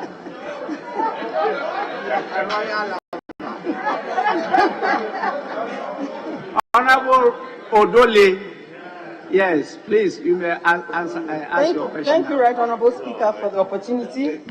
I rise to ask the Minister for Lands and Natural Resources what the Ministry has taken so far, and what further steps the Ministry plans to take to resolve the issues of land disputes between the military and the La Traditional Council, as well as the youth of La. Thank you. Yes, Honourable Minister. Honourable Members, Second Deputy Speaker to take the chair. I will be back. I have to attend to some urgent matter. I'll come back. Mr. Speaker, the La Traditional Council over the years has submitted a number of petitions to the government for the release of some lands in Burma camp and other parts of Accra being occupied by the Ghana Armed Forces. Indeed, there are several of such petitions outstanding across the country. Mr. Speaker, as we are all aware, matters relating to compulsory acquisition of land have been a subject of extensive controversy and complexities from the colonial government to date. Mr. Speaker, I'm pleased to inform the House that upon my assumption of office as Minister responsible for lands and natural resources, I have met the various stakeholders and held several meetings with the Military High Command and the Land Traditional Council, out of which I set up a committee chaired by Honorable Benito Owusu-Bio, Member of Parliament for Achuman-Wabiaja constituency and Deputy Minister Designate for Lands and Natural Resources, to deliberate on the matters in controversy and meet the parties to find a lasting solution to this matter. The committee is done with its work and is preparing its report for the consideration of government. Mr. Speaker, I should happily inform the House that even though this matter is yet to be resolved, namely the Land Traditional Council and the Ghana Armed Forces have exhibited a high level of cooperation, constructiveness, and seem to be engaging in good faith. It is my expectation that the committee will submit its report by the end of this month, June 2021, and hopefully out of which we should be able to resolve conclusively all the long-standing issues in controversy. Whatever decision government will eventually come to ought to be motivated by the law, the established facts, and should be capable of standing rigorous scrutiny. Thank you, Mr. Speaker. Yes, Honourable Member, any supplementary question? Thank you, Mr. Speaker.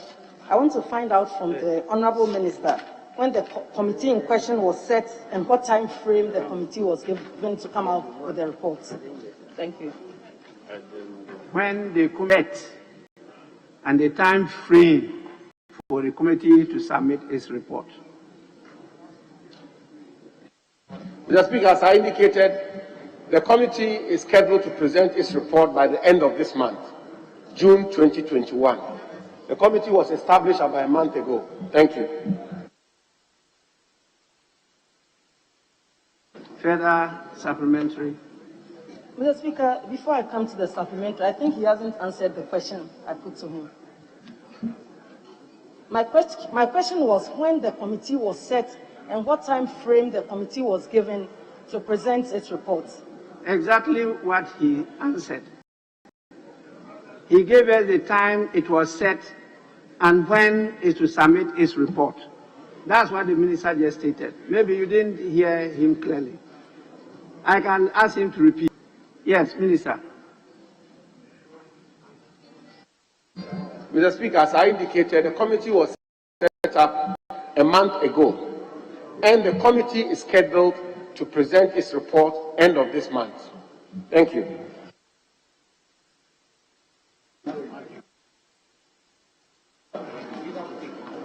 Thank you, Mr. Speaker.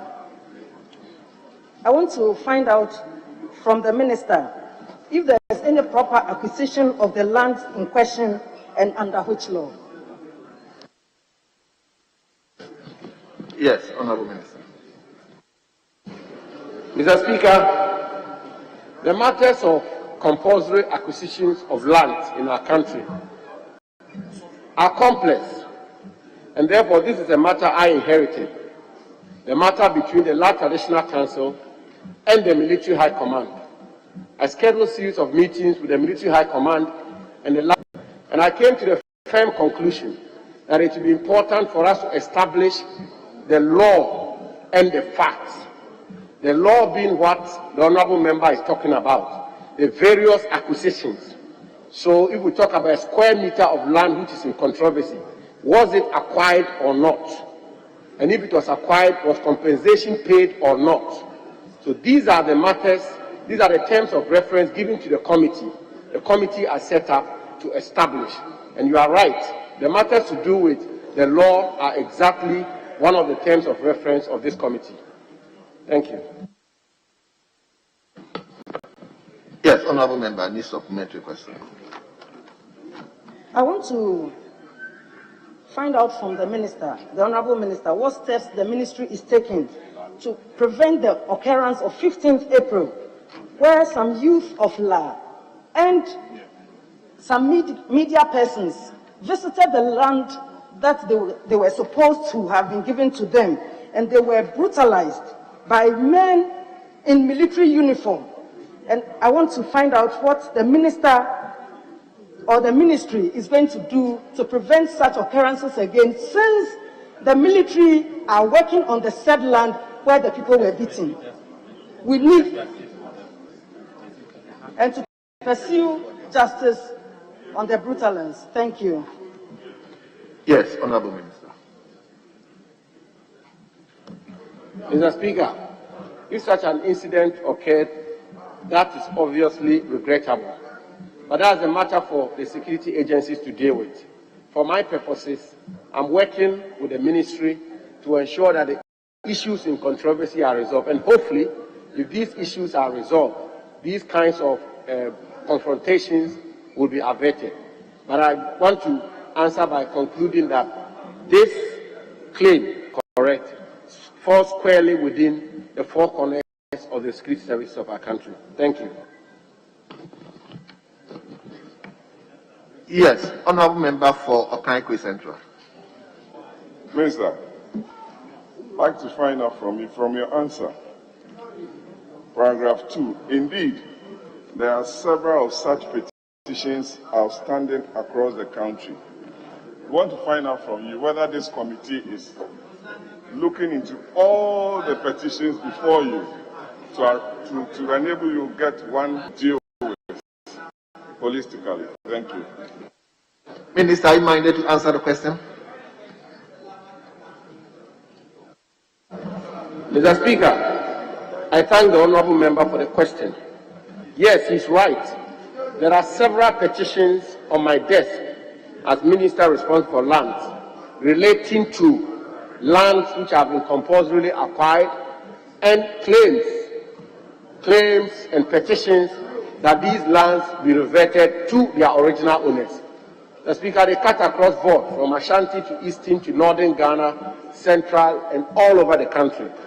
Mr. Speaker, on the specific question, the committee, the Honorable Benito Usubio's committee, is tasked to deal with the specific issue of the La Traditional Council and the Ghana Armed Forces disputation, and that is what they are seeking to resolve. But as they know, the New Lands Act, Act 1036, stipulates that within 6 months after the promulgation of the Act, government should take steps to advise the President on the divesting of vested lands. And indeed, the ministry is working to be able to resolve all of such issues. And ultimately, our hope is that all of the petitions across the country relating to lands in controversy will be resolved. Thank you, Mr. Speaker. Yes, Honourable Member for Tamalis and North. Thank you, Right Honourable Speaker. Mr. Speaker, I'd like to follow up to find out from the Minister if the duration for the committee was at some point extended and what the Honourable Deputy Minister's Committee gave as reasons for requests for extension, because per the dates and records, this committee was supposed to have presented their report by 7th May 2021. They were given a 2-week period when they were inaugurated. What has the Honourable Benito Owusubio's committee told you for the delay in this report? Yes, Honourable Minister. Thank you, Mr. Speaker. On when their report will be delivered, and I want to repeat, I want to reiterate, the report is expected to be delivered end of this month. When the committee was established, the MP, the Honourable Member is right. They were given a 2-week period within which to submit their report. After they commenced their work, it came to their attention that a lot of survey works ought to be done. Several more meetings had to be organized, and a lot more engagement had to take place for us to be able to come to a point where we will have consensus and have an agreement among the parties. This occasioned an extension of the period within which they ought to present their report. And as I say, I want to repeat, Mr. Speaker, we commit to the House that by the end of this month, the Honorable Benito Owusu-Bio's committee will present their report to the ministry for our consideration. Thank you. Yes, Honorable Member for... Yes, Honorable Member. Speaker, listening to the Minister, I have taken a curious parliamentary notice of he reporting to this House how he appointed the Honorable Benito Owusu to chair this committee. Mr. Speaker, in what capacity, as we heard him, and more importantly, he added that the parties have exhibited good faith when he referenced Ghana Armed Forces and the La community.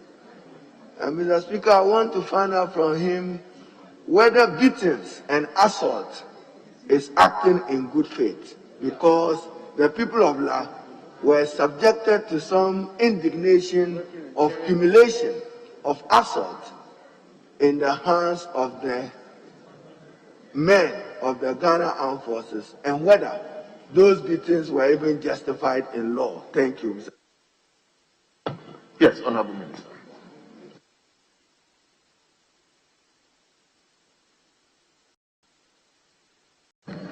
Mr. Speaker,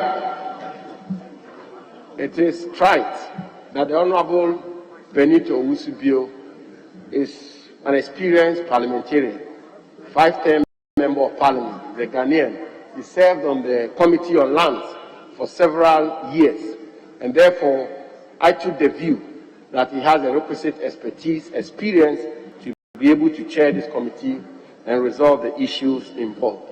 Mr. Speaker, that is the reason why I exercise my powers as Minister to appoint him to chair the committee. Mr. Speaker, on the second issue, I will answer by saying that my involvement in the Ghana Armed Forces Land Traditional Council disputes was post this alleged brutalities. I find them reprehensible, I find them regrettable, and I don't think that it is something that we should encourage. But ultimately, if we are able to resolve the issues in controversy, my view is that it will bring a long-lasting solution to all the issues in controversy. Thank you, Mr. Speaker.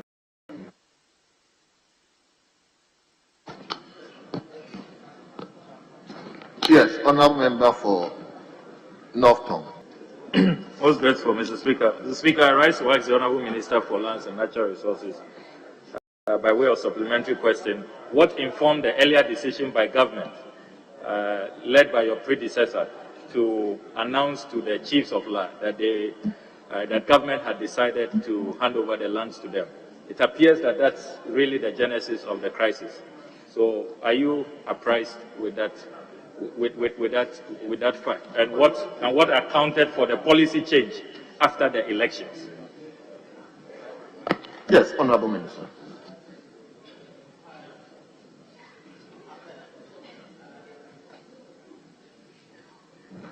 Mr. Speaker, the records I have perused does not support the conclusion or the assertion that government handed over the lands to the La Traditional Council. That did not happen. There were negotiations and engagements, as is the case now, between the government through the then Ministry of Lands and Natural Resources under the Honorable Asoma Chirem and the La Traditional Council. The discussions were never consummated, no agreements were reached. I think there was some preliminary understanding, but that never materialized. And Mr. Speaker, let me conclude on that point by stating that, pursuant to the provisions of our Constitution, you cannot part with public lands without the express approval of the President. So the transaction which took place, whatever transaction it was, whatever agreements there were, with the greatest of respect, it couldn't have passed until such a time that the President exercised his power as a trustee of public lands in approving them. So there was no such situation. It came up when I had, and I explained to them that what I have seen, clearly, there was an effort, there was some negotiation, there was some engagement, but there was never conclusion. Thank you.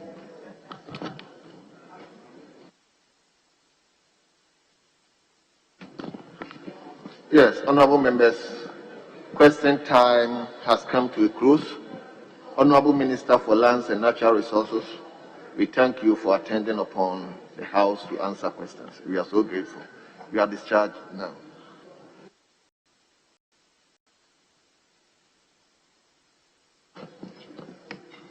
Yes, leadership. Speaker, I conferred with my colleagues on the other side, and we've agreed that we'll take item 10, notice of committee sitting, and take, Speaker, with your leave,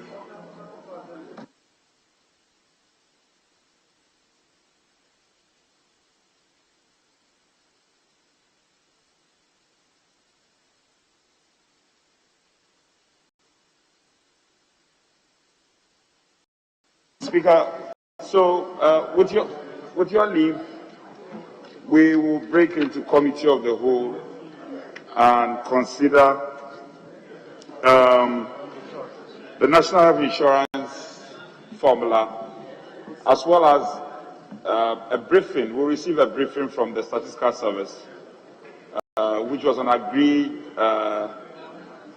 agenda by the House last week as the business statement was presented.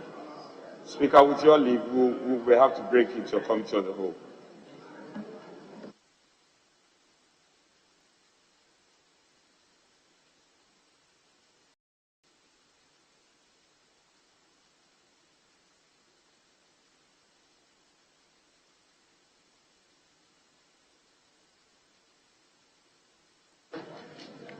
Yes, Honorable First Deputy Speaker. Thank you, Mr. Speaker.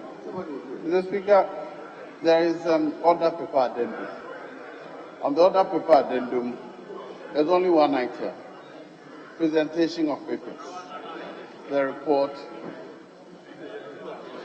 Sorry, okay, addendum 2. The addendum 1, I think, was a question which has been asked. Is the addendum 2, Mr. Speaker, which I'm referring to. There was only one item on the addendum 2, presentation of papers. And we seek your indulgence to present that paper. But also I wish to add, after the committee of the whole, we resume sitting so that we can take the 7th report of the appointments committee. It's been, yes, it's just after whatever they have done, they should come and distribute it. So they have started distributing what is available. I'm sure by the time we finish with the committee of whole, members would have had opportunity to go through them so that we can take that one, and then hopefully tomorrow we can take the 8th report. That's my request. Yes, First Deputy Speaker, I'm not clear. Do you want to lay the paper? The Speaker, if yes, the order paper addendum 8th report of the appointments committee to be late. Yes. Then there's, on the original order paper, item 9, there's a motion. The application that we move into the committee of the whole, the Speaker, has been made to you. I'm suggesting that after the committee of the whole, the House resumes so that we can take item number 9 on today's order paper also. But for now, my prayer is that we lay the paper as itemized on the order paper addendum number 2. Thank you, Mr. Speaker. Yes, very well. Yes, Honorable Minority Leader. Speaker, I have no difficulty supporting the chairman of the committee in laying a paper, but I have a difficulty when the rules and our order 74 4, when papers are presented, the rule is that the paper must have been ready for distribution. In the interest of cooperation, we've allowed for some of these papers to be late, but the rule, respect the letter and spirit of the rule. When a paper is presented and Mr. Speaker says for distribution to members, that paper must be distributed accordingly to members. So yes, he will lay it, but when he lays it, I will request the table now to distribute the copies available, because I've reached out to say that this paper is not ready for distribution. You are insisting on it, so lay it. But after laying, Mr. Speaker, I'll hold you to the strict rule that the copies be distributed for the attention of members. You see, this is not an ordinary report. There is no difficulty with the report. There is a report that we will consider. I have only said that let members have copies. Myself and you have no problem. We've read the report. Not once, not two. But members must have copies of the report and read the report and contribute to the motion. So if go ahead. But when you finish it, Mr. Speaker, I'll insist on us respecting the rules in Order 74. As soon as the Speaker announces that copies be distributed, proceed to make sure that members have copies of the report. I thank you. Very well. So, Honorable First Deputy Speaker, you may lay the report.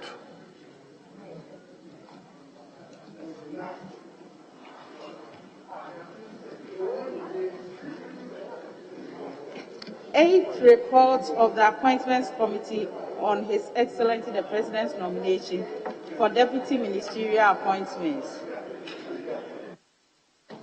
Honorable members, the report has been laid. It is for distribution to honorable members.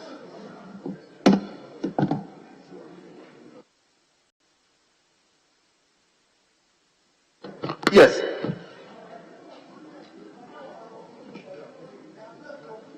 Speaker, I think there is an agreement, and as you directed earlier, we can now, with your leave, we can now break it to committee of the whole and consider the items I've mentioned, as in the formula for the National Health Insurance, and then a briefing from the outfit of the Statistical Service. Thank you. Yes, minority leadership. Am I hearing something from your end? Honorable minority leadership. Am I hearing something from your end? Speaker, get me right. I don't have a problem on to the motion. Mine is that. No, you said motion 9. No, leader. No, but you see, don't project me as if I'm a difficult Hansard table. Print the Hansard now. When you wrote, you said after this motion 9. He said so. I said, let them print the Hansard for us. That's why we are recording. He said after this motion 9. I heard you. And I said, let them produce a record now. Put it here. Whether he said motion 9 or not, for our record. Please. Mr. He said motion 9. What I said was that after the laying, we can break into the committee of the whole. But I request that after the committee of the whole, we resume and take motion 9. You're confusing the two. The laying of the paper is different from the request that we do the motion 9 after the committee of the whole. This has been a true request I've made.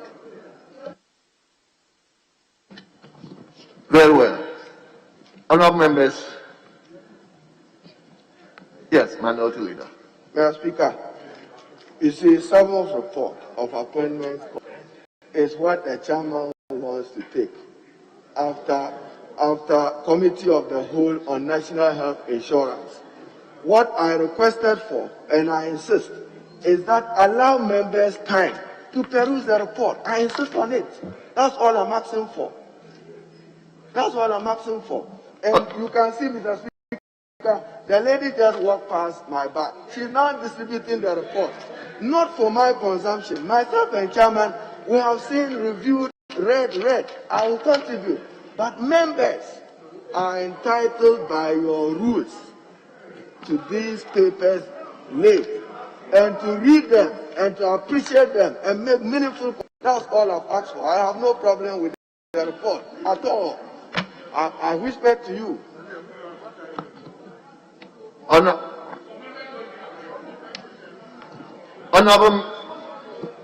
Honorable Minority Leadership. Honorable Minority Leadership. Honorable Minority Leader. Please, you've taken notice of what you just said. Honorable members, the House is suspended. We are breaking to meet the Health Insurance Authority.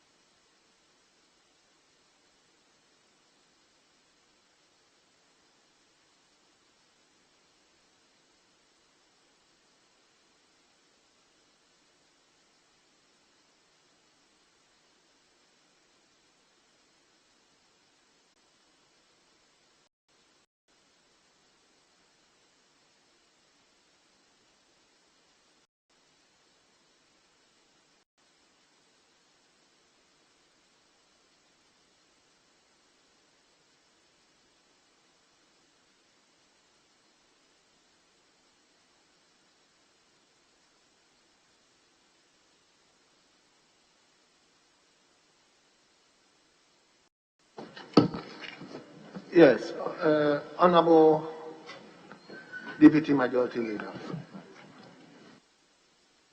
Mr. Speaker, if you may be pleased, we proceed to item number 9 on the other page, page 3 of the other paper, sir.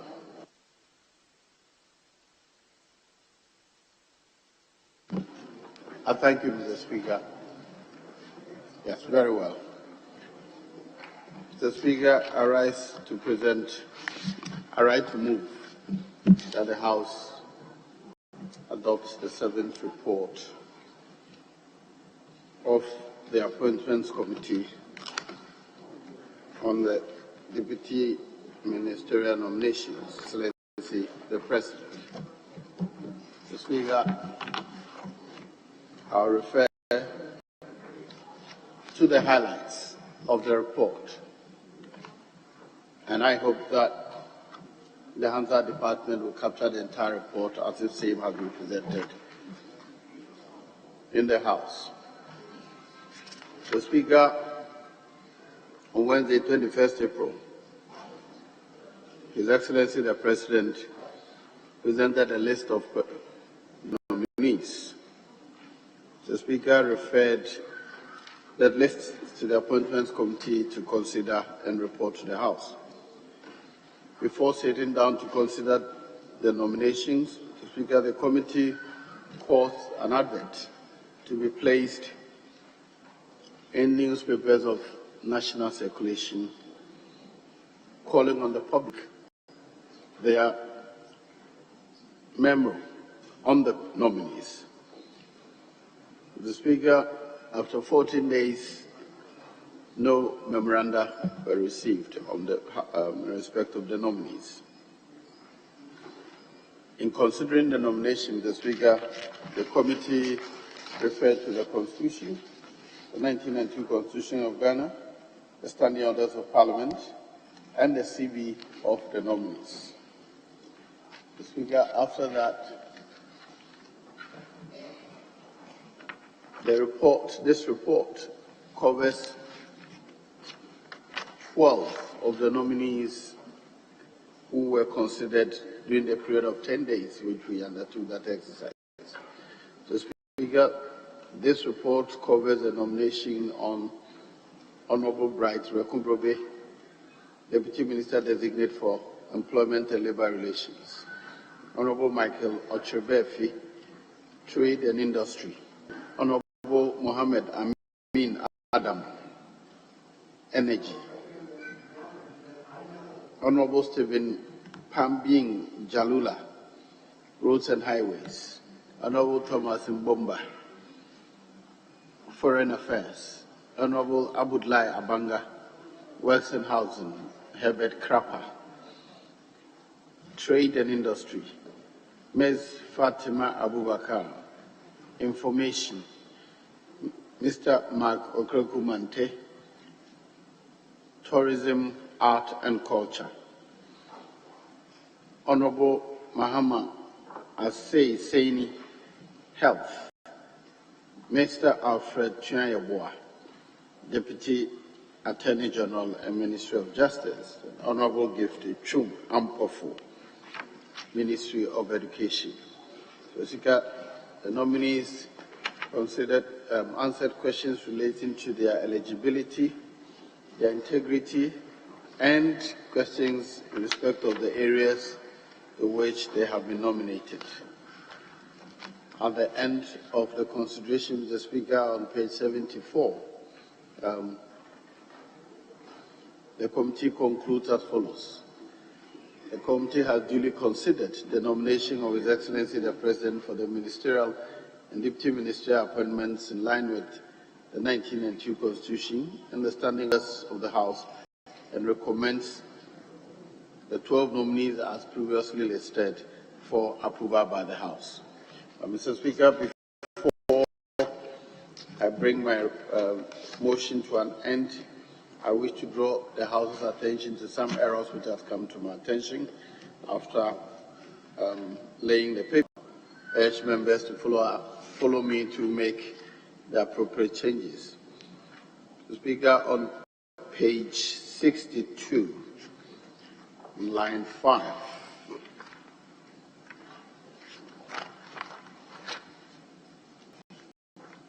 On line 5, members should please delete 1994 to 96 and insert 1993 to 1995. 63, line 2. Members are pleased to delete 1995 and insert 2000. Page 63, line 2. Delete 1995 and insert 2000. Then on the same page 63, a line, please delete 2000 and insert 2002. And 2002. Subject to the aforementioned corrections, I move that the House adopt the report as presented. Thank you, Mr. Speaker. Yes, Honorable Minority Leader.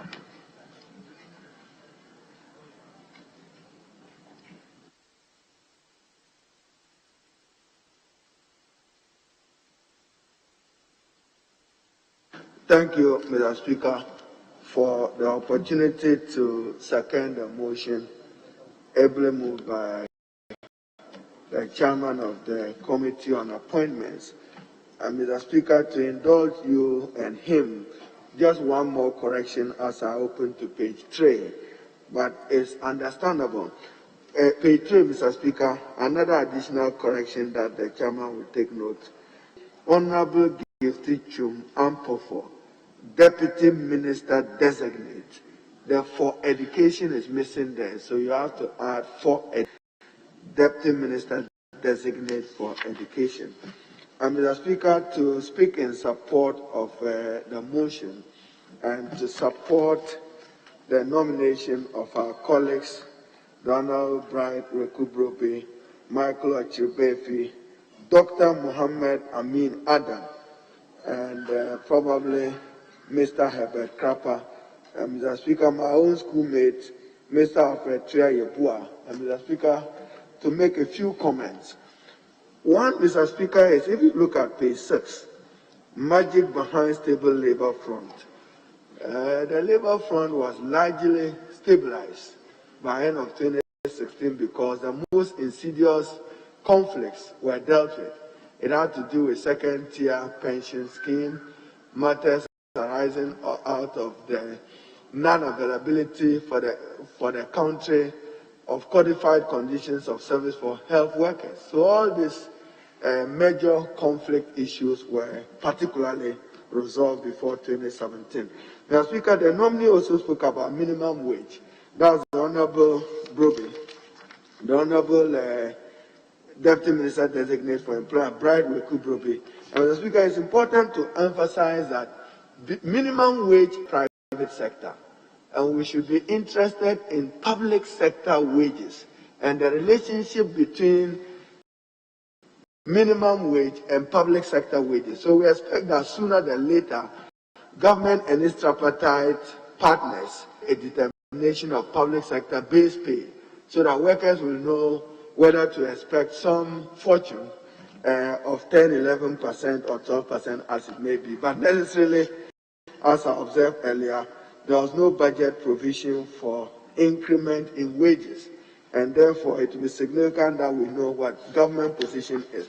Now, Speaker, finally on him, the matter of addressing child labor.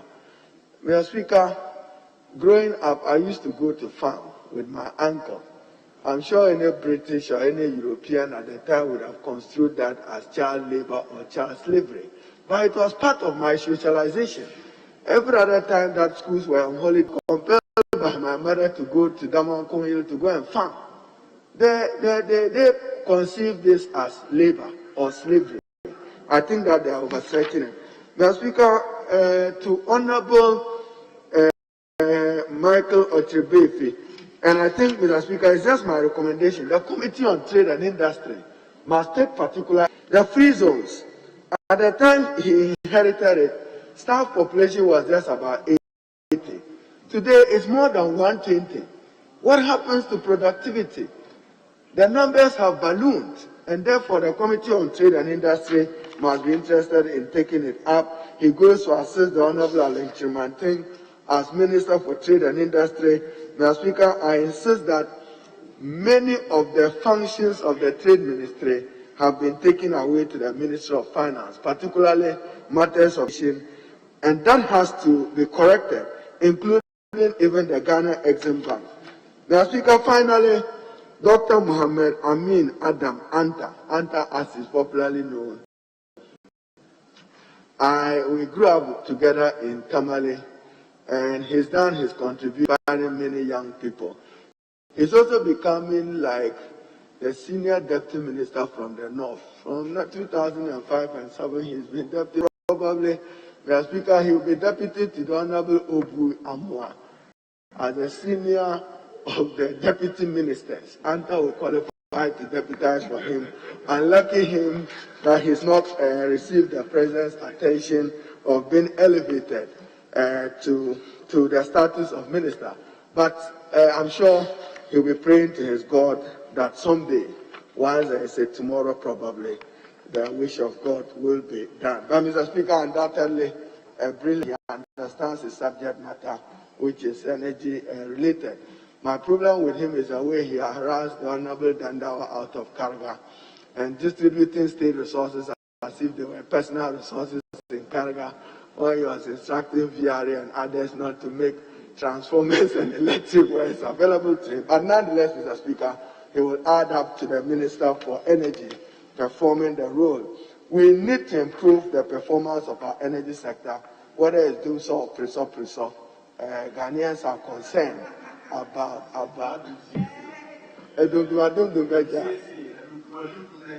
Mr. Speaker, now you see me tuning here as preso. How do you say on and off? So, Mr. Speaker, the Honorable Dr. Mohammed Amin Adam is recommended. He manifested brilliance. Why I disagree with him is his postulation that we should merge PRC with Energy Commission. I don't think that is the way to go. We should keep the regulators distinct and separate for them to be able to play their role. Mr. Speaker, finally, I just noticed that Mr. First Deputy Speaker have done the correction. Alfred Yebua was my contemporary in the Ghana Law School. And in fact, Mr. Speaker, I should confess, law school with some background in accounting. So those of us who were very challenged mathematically, he used to offer some accounting tutorials. He knows his law. I graduated same day with him at the Ghana Law School. I trust that he will go and assist the Attorney General Minister for Justice to do what is fair and just in the service of the Republic, not to select and choose and selective justice. I don't think that he'll be associated with that. But Tia Yabua certainly understands his constitutional and criminal law, and also his tort law. What we need to do, Mr. Speaker, is this phenomenon of judgment. Government must take a stronger position on it to avoid it. Ministers just go, enter into contractual relationship, no reference to the Attorney General, go and accept condition precedent, not able to meet it, and then we are told that we should pay judgment debt. We need to protect the public purse, and protecting the public purse will mean that we must take a strong position on it, including, Mr. Speaker, Parliament itself, living up to the calling in Article 185. We have failed this country as an institution. Parliament have failed. It says that with the necessary modifications, Parliament and the Attorney General must work out those necessary modifications. Mr. Speaker, so we generally nomination of our colleagues. And finally, to the Honourable Gifty Chum Ampofo, understandably, the minority took her on matters that we were not satisfied with, which bordered on temperament. But, Mr. Speaker, we can understand that all of us, momentarily, you can lose your cool. It's important to appreciate that you are human, and then err on the side of caution, and where it is necessary to. She's going to the Ministry of Education. But the success your government is seeing in free senior high school, we don't see it. It's not what is being parroted as success, but we wish her well. And I think that, Mr. Speaker, generally, I should commend, as I said, my colleague, Mr. Alfred Tuyayebua, and trust that he will bring his knowledge of the law. I reminded him that it's settled law that you don't burn excavators. When you burn excavators, that is against the rule of law. With this comment, Mr. Speaker, I support the motion moved by the chairman of the committee. Thank you. Honourable members, the motion has been moved and seconded. It is for the House consideration. But before I invite Honourable Member for South Dai, the Right Honourable Speaker will take the seat. So, Honourable Member, you may come out to your contribution. Very well. Mr. Speaker, I must thank you for the opportunity to speak and add my voice to the approval of the persons as contained in the report. Mr. Speaker, in doing so, may I touch on the Honourable Brightway Kubrobe. We know him in this House. We believe that he will acquit himself. The matters that Mr. Speaker were effectively responded to, and we hope that he will assist the substantive minister to carry out the functions of office that the ministry is being assigned to. Mr. Speaker, may I move on and touch on the nominee for the nominee designate for trade. Mr. Speaker, the Honourable Michael Ochubefi, until he joined this House, he was the Chief Executive Officer of the Free Zones Board.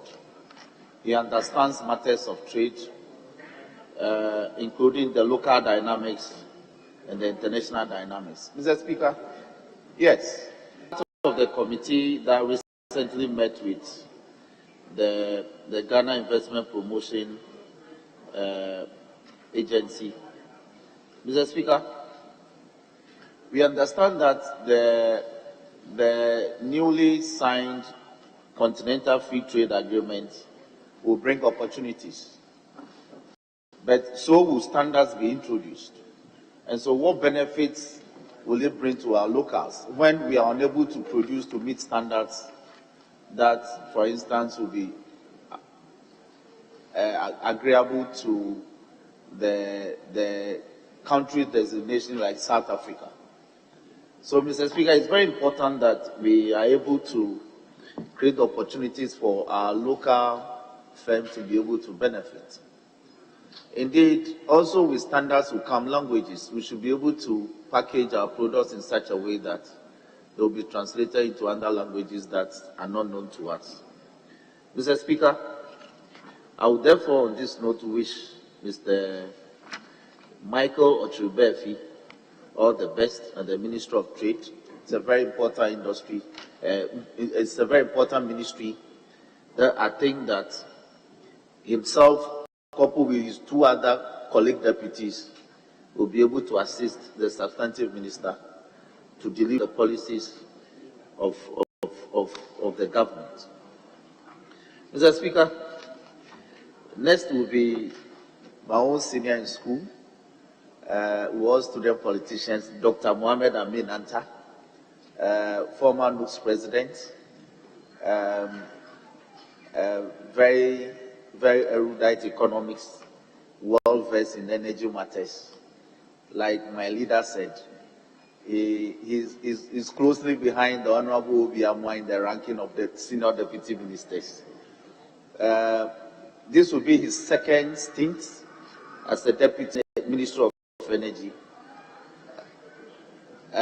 He acquitted himself well when he was given the first opportunity. So I believe that he will bring that pedigree to bear on his new role and be able to bring to fruition the policies that the government intends to roll out. Mr. Speaker, but one critical thing that I think, and he's aware, that ECG is complaining about revenue falls, and yet we are unable to provide meters to meter homes. So readings can be taken for which revenues will be earned. Why are we having difficulties in supplying meters to our communities? Mr. Speaker, as I speak, my people in South Dine are crying for meters. They want network expansion, and yet we can't get the meters. Even those who have resources to be able to buy the meters, they are unable to get them. So I want to urge him that as a matter of urgency, they will take steps to make the meters available so government can earn enough revenue from the consumption of electricity. Mr. Speaker, one other area that I think he should also pay attention to is that by 2023, the government intends to have a universal rural electrification coverage. We want to urge him that when they are rolling out the rural electrification projects, they shouldn't leave places like South Dine out.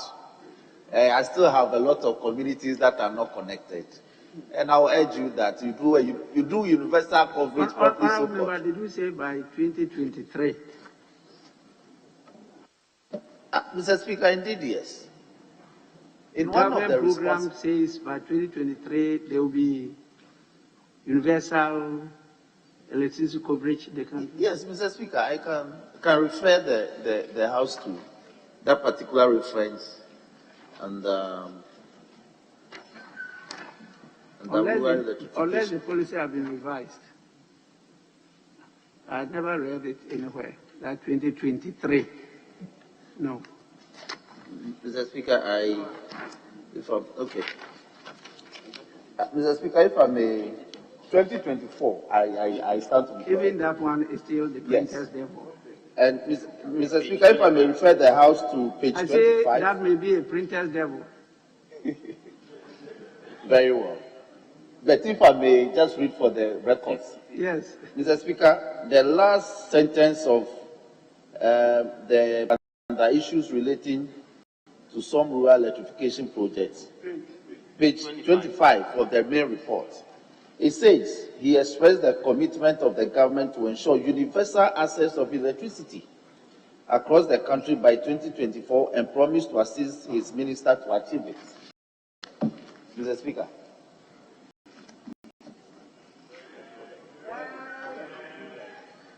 I hope the minister is available. Very well. To confirm or say otherwise. Well, I have read government documents. That's not what they say. Very well, Mr. Speaker. I'm guided. Mr. Speaker. Okay. Mr. Speaker, if I may want to wrap up by also indicating to the Deputy Minister Designate that as we speak, the Volta River Trust Fund is still unable to pay compensation to lots of communities whose lands were submerged during the construction of the Volta Dam. And it's a big problem to some of these community leaders. For instance, in Southern, communities like, or traditional areas like Tombochanakbe, Palime traditional area, and Kweve are still struggling to get paid the requisite compensation for lands that they lost during the construction of the dam. So I want him to take that up for us. Mr. Speaker, finally, if I may touch on Honorable Tuya Yeboah, my senior in the law, my senior, he has distinguished himself, except that under the report at page 63, in addition to the corrections that have been carried out, if the table office may take note of the fifth line from the bottom of page 63, instead of O2 SL chambers, they wrote out. It's OTU, if that correction can be quickly made. So, Mr. Speaker, on that note, I wish to support the motion on the floor. Thank you.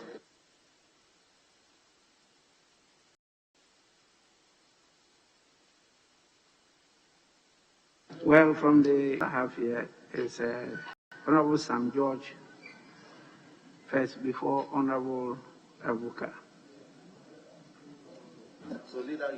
Thank you, Right Honorable Speaker. Right Honorable Speaker, briefly touching on, and I would not want to belabor the point on some of the nominees who've been spoken about already, even though I want to congratulate the Honorable Mohammed Amin Adam, who I met as a national service personnel. At that time, he was a senior member of the Vice President's office when I did my national service, and since then he has gone on to excel and distinguished himself. I would want to briefly touch on Ms. Fatimatu Abubakar, the Deputy Minister Designate for Information, and states that it was interesting watching her vetting, and it's a good rise for a young lady from the Zongo, who we have seen as a spokesperson and found herself in this enviable office. She says that she's going to help her minister pass the broadcasting bill. She bemoans the fact that we have not passed the bill. Maybe she needs to know that the bill has not come to us. It is still at the ministry.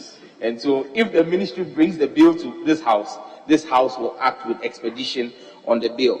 But I want to welcome her to that ministry and hope that she would help very much. That was raised at the appointments committee, the emergence of the culture of silence, and the fact that it is important that as the Ministry of Information, they are at the vanguard of protecting the independence of the media and their ability to have the free pass to determine their own editorial policy. Again, on the issue of conflict between the NMC and the NCA, she spoke with some clarity on the way forward in that space. The last person I want to touch on is Mr. Mark Okrekumante, Deputy Minister Designate for Tourism, Art and Culture. It is good to see a member of that fraternity in a role where he can influence policy. And we want to see action on his part in pushing government to implement policy that would change the fortunes of the creative arts industry. Because, Mr. Speaker, many times we've heard the creative arts complain, and the creative arts are a key tool for national development. Today, just yesterday, the Child Rights International passed a report that said 55% of Ghanaian children want to travel outside Ghana, children aged between 11 and 19, because they don't see the future of this country. And where do they want to go? They want to go abroad. By what they are watching, the telenovelas. So if our creative industry begins to package the Ghanaian story, this will be a good thing. And he, as a creative arts person, must lead that vanguard and support his minister to ensure that the cinemas are open. He gets the president to open the cinemas quickly, and then also have the theaters that were promised built for the creative art. Mr. Speaker, I'm grateful for this opportunity to contribute to the 7th report of the Appointments Committee. I thank you. Honorable Cletus Avoka. Thank you, Mr. Speaker.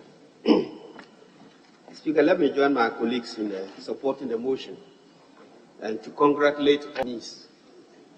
I think that not only are they lucky, but I think that we have a lot of confidence in them because the president, with our 15 million adults, reposed confidence in them and then nominated them as such.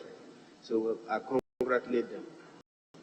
And particularly Honorable Mohammed Amin Adam, I interacted a lot when I acted as chairman of the Energy Committee briefly in 2016.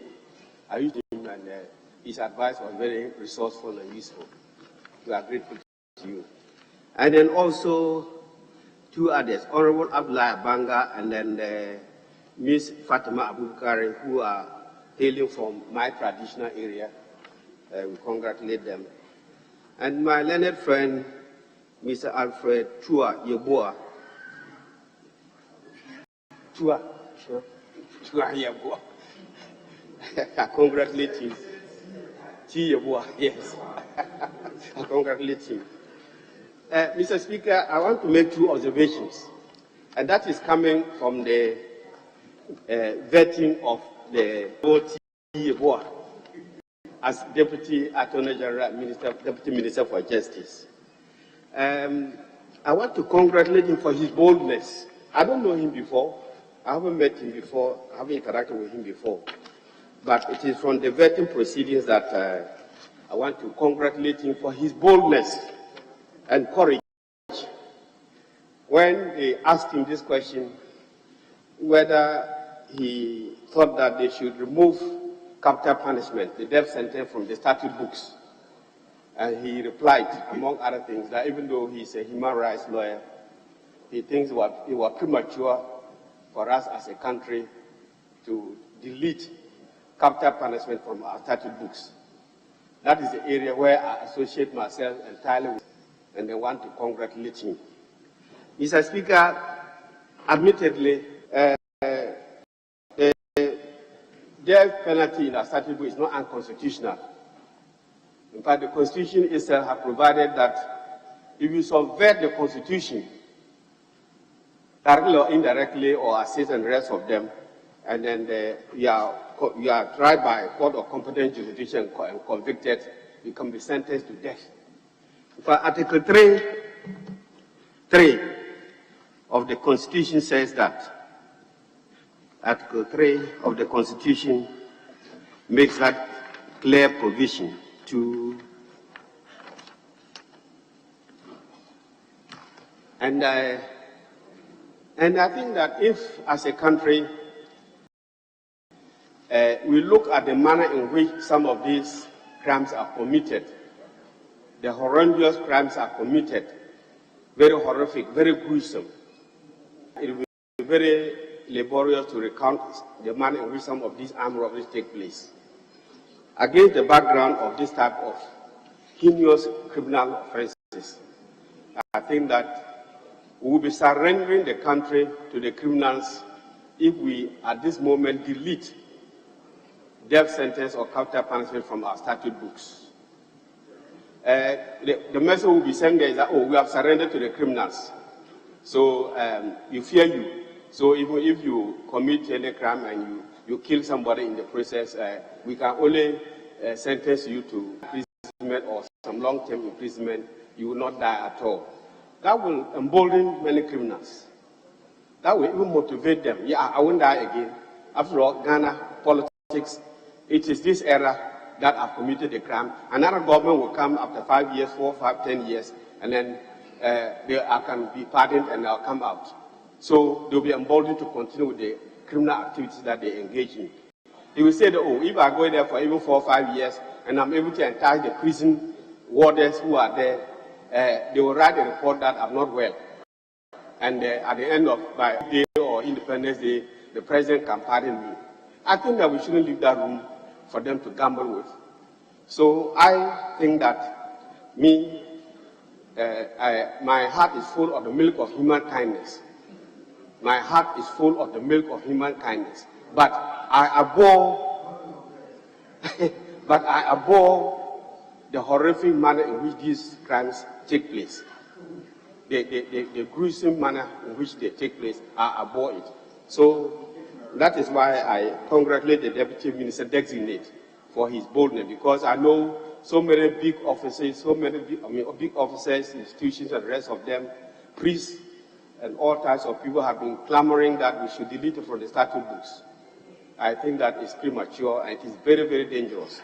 In any case, Mr. Speaker, there are, from the criminal law, there are three reasons why we punish people: to serve as a deterrent, to reform the fellow, and as a retributive thing. An eye for an eye. That is not it. It's a deterrent and a reformation.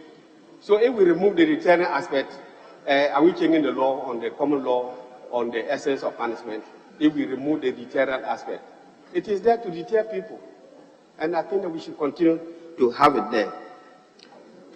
It is against this background that I support the young man. And I pray that at the appropriate time, I hear they are preparing a bill to come to Parliament so that we can delete capital punishment from the statute books. And we will fight it when it comes. We will fight it when it comes. That is my first observation. The second observation I want to share in this House is when they asked the nominee, the same nominee, the Deputy Attorney General Designate, about the majority of ministers coming from within Parliament. This has been a thorny issue for almost a generation now. It has been a controversial matter. Whether it is useful that majority of ministers should come from Parliament. And as a member of the Consultative Assembly that dwelt into this matter, I thought I should share some few ideas with my colleagues who are here as to what informed us to have this provision in the Constitution, that majority of ministers should come from Parliament. And basically, there were three factors. First, Mr. Speaker, we thought that if you have some ministers from Parliament, when they go to Cabinet and discuss bills and other policy issues, and then we are now debating such bills or policy in Parliament, once they are members of Parliament and they have the pre-knowledge of the bill in the Cabinet, they will be able to share that experience with those who are not members of Parliament, Cabinet, and it will enrich the law that we are going to pass. It was a positive thing that we were trying to do. That was one of the reasons, that there will be a fusion, a cooperation, collaboration between ministers and then who are MPs and then MPs who are not ministers, so that we can cooperate and pass well-informed laws. That was one of the reasons. The second reason we had was that it will provide opportunity for liaison between ministers and MPs. And it has been happening. You realize that when the ministers come, whether from this side or that side, we just draw their attention, either outside or here, discuss one or two things, book an appointment, and then follow up. If they were not coming to Parliament at all, if they were ministers who were not coming to Parliament at all, you will not have that opportunity to interact with them. That was one of the positive reasons that we had. And then thirdly, we thought we were going to attract some professionals and then some people who come to Parliament. For example, if we make the law that if you come to Parliament, you don't become a minister again. If you come to Parliament, you don't become a minister again. Many people will shy away. Now we thought that if we say that, okay, majority of me come from Parliament, you'll be attracting a lot of people who ordinarily would not have come to Parliament, and when they come, it will improve the quality of debate and the quality of making laws. These were the good intentions. Of course, if you ask me today, I may think differently. But in 1991, 92, when we were in the Consultative Assembly, this informed us. And we took account of the fact that 69, there was a lacuna when they said only MPs can become ministers. And as I said some few days, Volta region did not have an MP in 1960, so there was no minister from that region. So we took that on board. 1979, Liman's time, PMP, they said that if you are MP, you are made a minister, then you resign as an MP. And there was friction between MPs and ministers. And that is why Liman lost his 1980 budget. I had just left university and I was following parliamentary procedure diligently. And he left because there was enviness between MPs and ministers. He did the straight work, campaign a party as one. He said no MP should be made a minister. You go and bring technocrats and why not become ministers? So there was conflict. So they said, okay, we'll show you. And they voted against their own party's budget. So we took these things into account, and that is why we provided that at least majority of ministers can come from parliament so that non-MPs can also be ministers of state. I know that there will be opportunity to debate this issue in the future. But I thought that as somebody who was in the Constituent Assembly and had a background about these things, I should bring that knowledge to bear on the proceedings today. I thank you so much, Mr. Speaker. And there's a correction on a correction, Mr. Brobe. Yes, you did that there. You haven't done it. Number 1, page 2. Page 2. Right Honorable, Honorable Bright with a Brobe. Yeah, page 22, the first one. 2 and 12, yes. The E at the before the Y. Brobe. Yeah, thank you. Thank you, Mr. Speaker.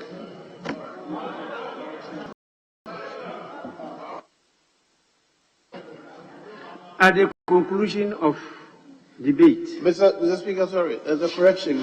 Deputy Leader wanted to apply for the correction of the record to be made. Yes, Deputy Majority Leader.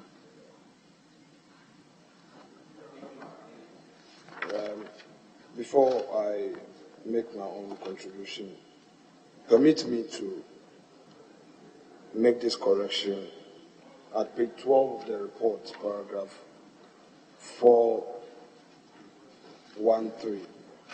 The designated minister designate, deputy minister designate for employment and labor relations.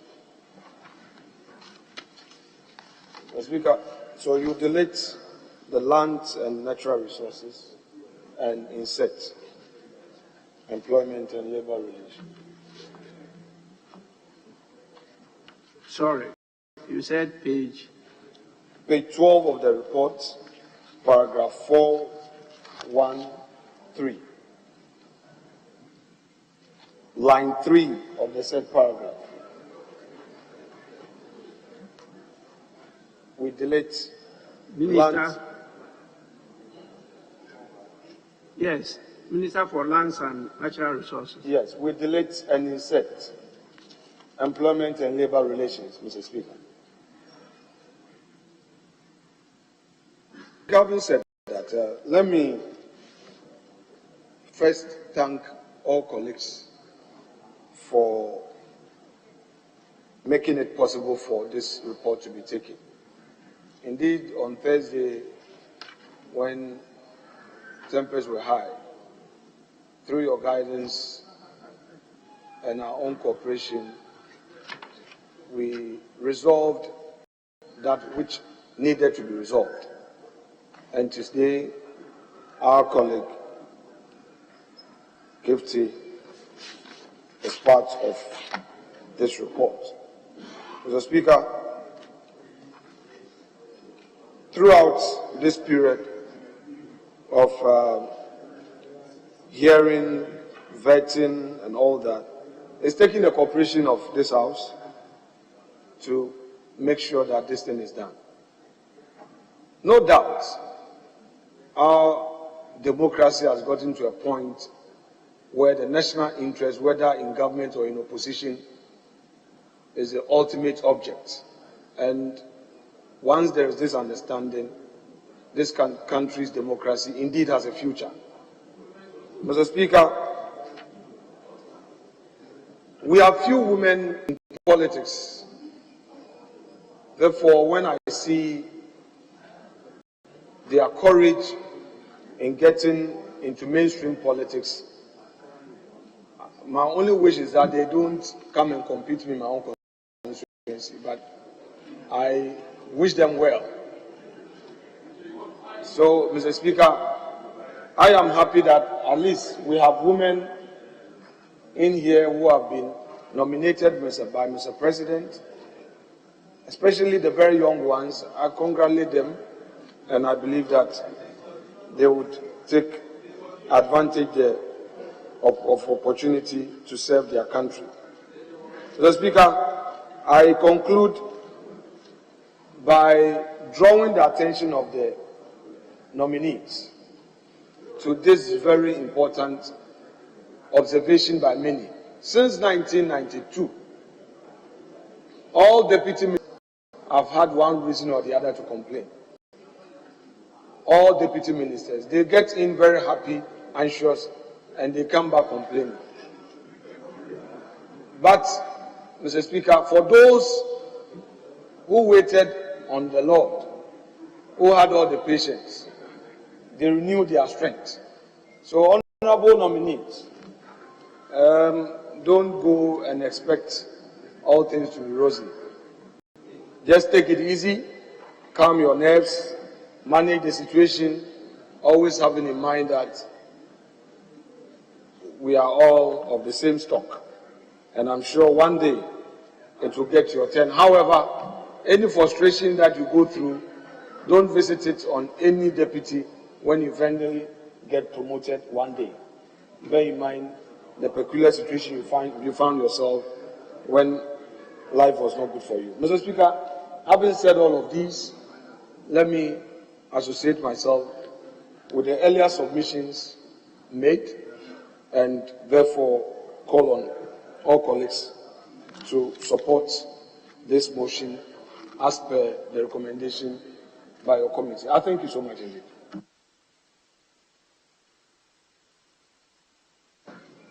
At the conclusion of debate, as many as are in favor of the motion, say aye. Those against, say no. The ayes have it. The motion is adopted. The House has accordingly approved His Excellency the President's nominations for Deputy Minister in accordance with Article 79(1) of the 1992 Constitution on the following personalities. 1. Honorable Bright Rekubrobe, Deputy Minister for Employment and Labor Relations. 2. Honorable Michael Ochiribefi, Deputy Minister for Trade and Industry. 3. Honorable Mohammed Amin Adam, Deputy Minister for Energy. 4. Honorable Stephen Pambim Jalula, Deputy Minister for Roads and Highways. 5. Honorable Thomas Mbumba, Deputy Minister for Foreign Affairs. 6. Honorable Abdullahi Abanga, Deputy Minister for Works and Housing. 7. Honorable Herbert Krapper, Deputy Minister for Trade and Industry. 8. Ms. Fatimatu Abubakar, Deputy Minister of Education. 9. Mr. Mark Okreku-Mante, Deputy Minister for Tourism, Arts and Culture. 10. Honorable Mahama Ase Seini for Health. 11.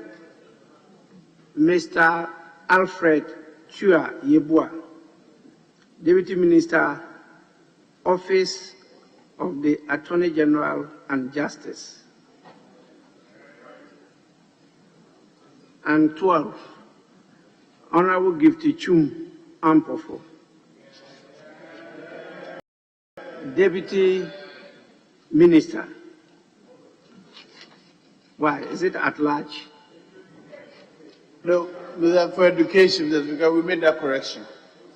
Oh, it's not on my... Very well, it's for education. Deputy Minister for Education.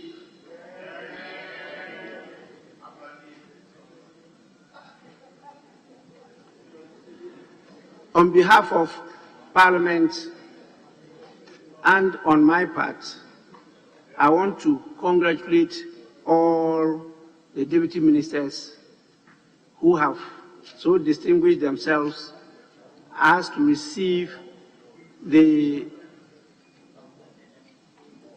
unanimous approval of the House. We hope and pray that His Excellency will proceed to give you his appointment by giving you, as you know, the usual letters. I want to emphasize that, particularly those who are members of Parliament, that your primary duty is to this House. It's not to His Excellency the President. That is your secondary duty. Your primary duty is a representative of your constituents. That's what they voted for you to do. His Excellency has just given you additional responsibility. And so wherever you are, this House will come and treat you as a member of Parliament. I'm sure you are all guided by history. And you know those who decide to abandon this primary duty and rather focus on the secondary duty. At the next call to the bar, look at the records and then you advise yourself properly. With this, once again, I congratulate all of you. We have just left with one small business to transact before we can adjourn. And it has to do with what you yourself have agreed upon, the withdrawal of the, I think, GET fund. Is it GET fund? Mr. Speaker, it is so. Yes, GET fund formula. Mr. Speaker. And then the laying of a new one. Yes, please. Well, Mr. Speaker, as our rules are clear on this, once a document is laid, it's a property. It will only take your leave to withdraw same. I therefore, Mr. Speaker, on the strength of that, seek your leave to withdraw the GET fund formula earlier laid on the 9th of June 2021. Yes, minority bench, any objection?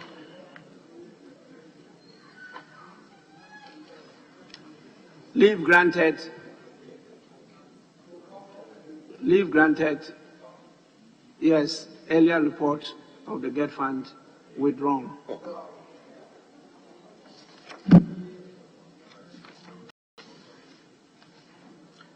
Now, honorable members, order paper 3.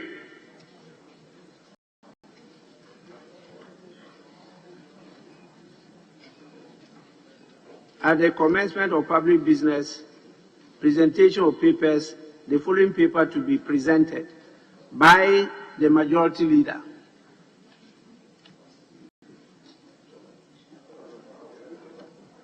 Proposed formula for the distribution trust fund, GET fund, for the year 2021. Honorable members, the proposed formula has been laid and is for distribution to honorable members.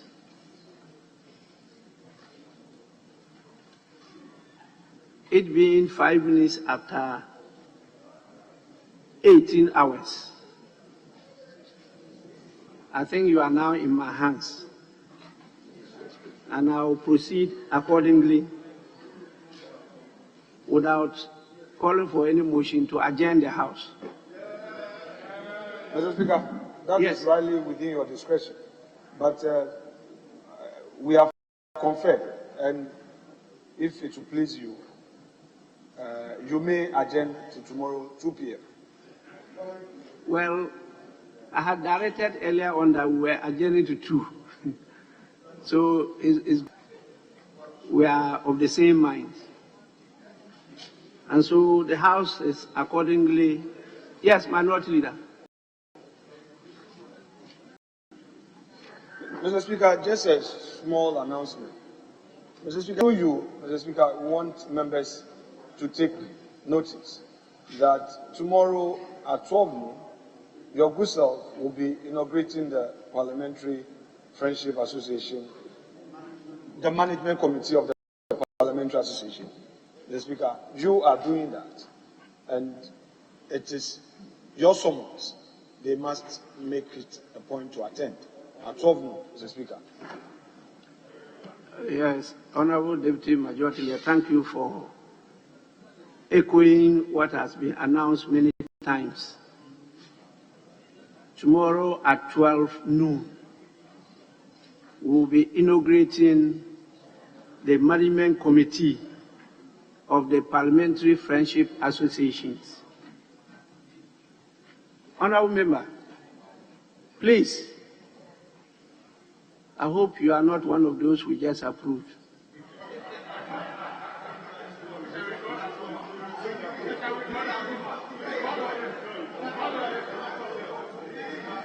He is not one of them.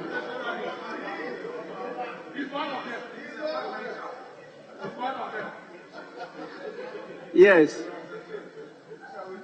we have had a lot of requests from the various countries. So many countries are eager to have these parliamentary friendship associations actively working on parliamentary diplomacy, which is a new area that is being developed by various parliaments, or I should say the Committee world. And so, honorable members, take advantage and join the parliamentary friendship associations. There's nothing to lose. You rather stand to gain, particularly most of you who have not yet crossed the borders of Ghana. So 12 noon, we are expecting many more of you at the, I think, Justice D.F. Anand's auditorium. That is at 12 noon. With this, I proceed to adjourn the House. The House is accordingly adjourned to Wednesday, 23rd June 2021 at 2 in the afternoon. The House is adjourned.